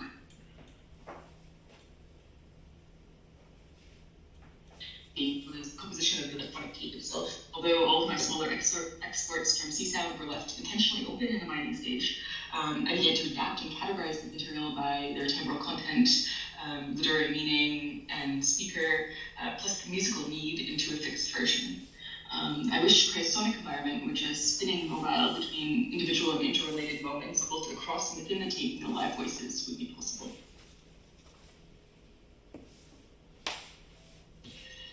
A little bit on the collaboration process itself. So, like myself and the team of performers in the premiere of this piece, Yusho and Tian were new to working with electronics.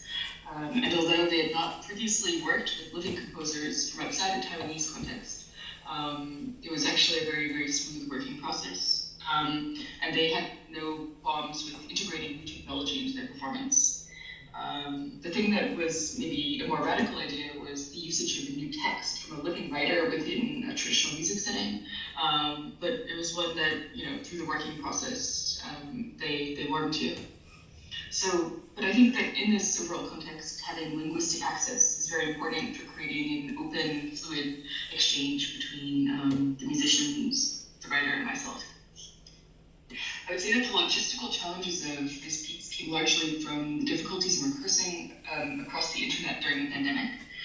The space in between was premiered in Taipei in September 2020 while I was in Germany. And it was quite difficult to hear the balance between the live and electronic parts of our video calls.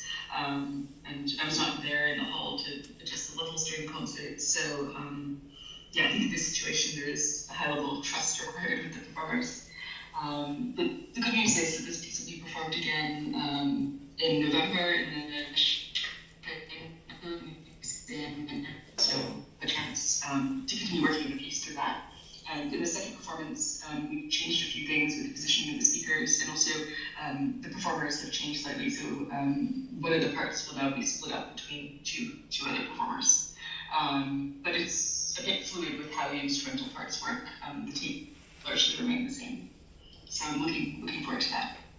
And in addition to the preparations for this upcoming concert, I'm continuing dialogue with the individual musicians and also the traditional music department at the Taipei National University of the Arts.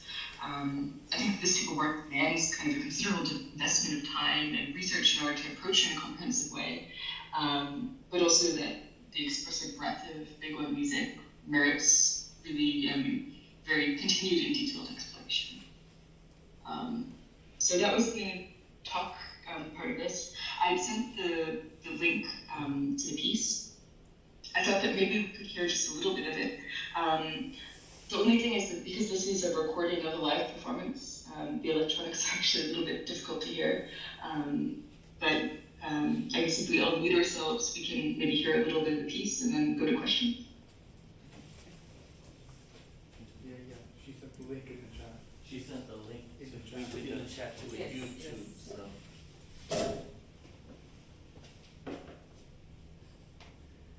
Magnus can have his cornflakes. Yeah. And we need to hear a few minutes of the two parts of them.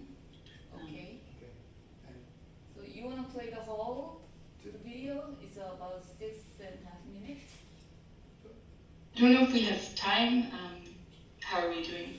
She just started and then We're okay, I guess. Yeah, I think we'll be okay. it's fine. Yeah, it's, Yeah, maybe we can just. if it's only 6 minutes. All right.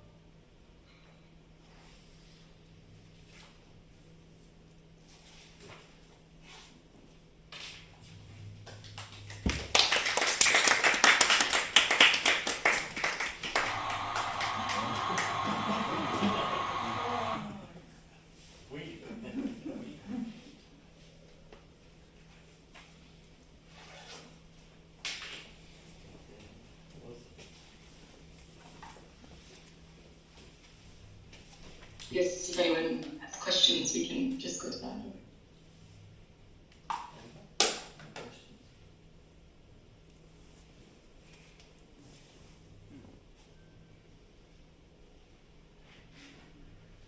No, I don't think there are any questions, but it's a beautiful piece. Very wonderful. Thank you. All right. Anyone else?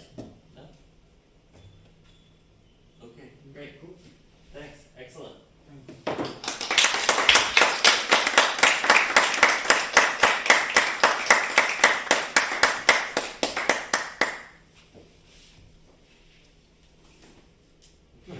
That's it for today. Tune in tomorrow for 6 more wonderful presenters. So I think this is our dinner break, and then there's a concert afterwards, right? So see you back here for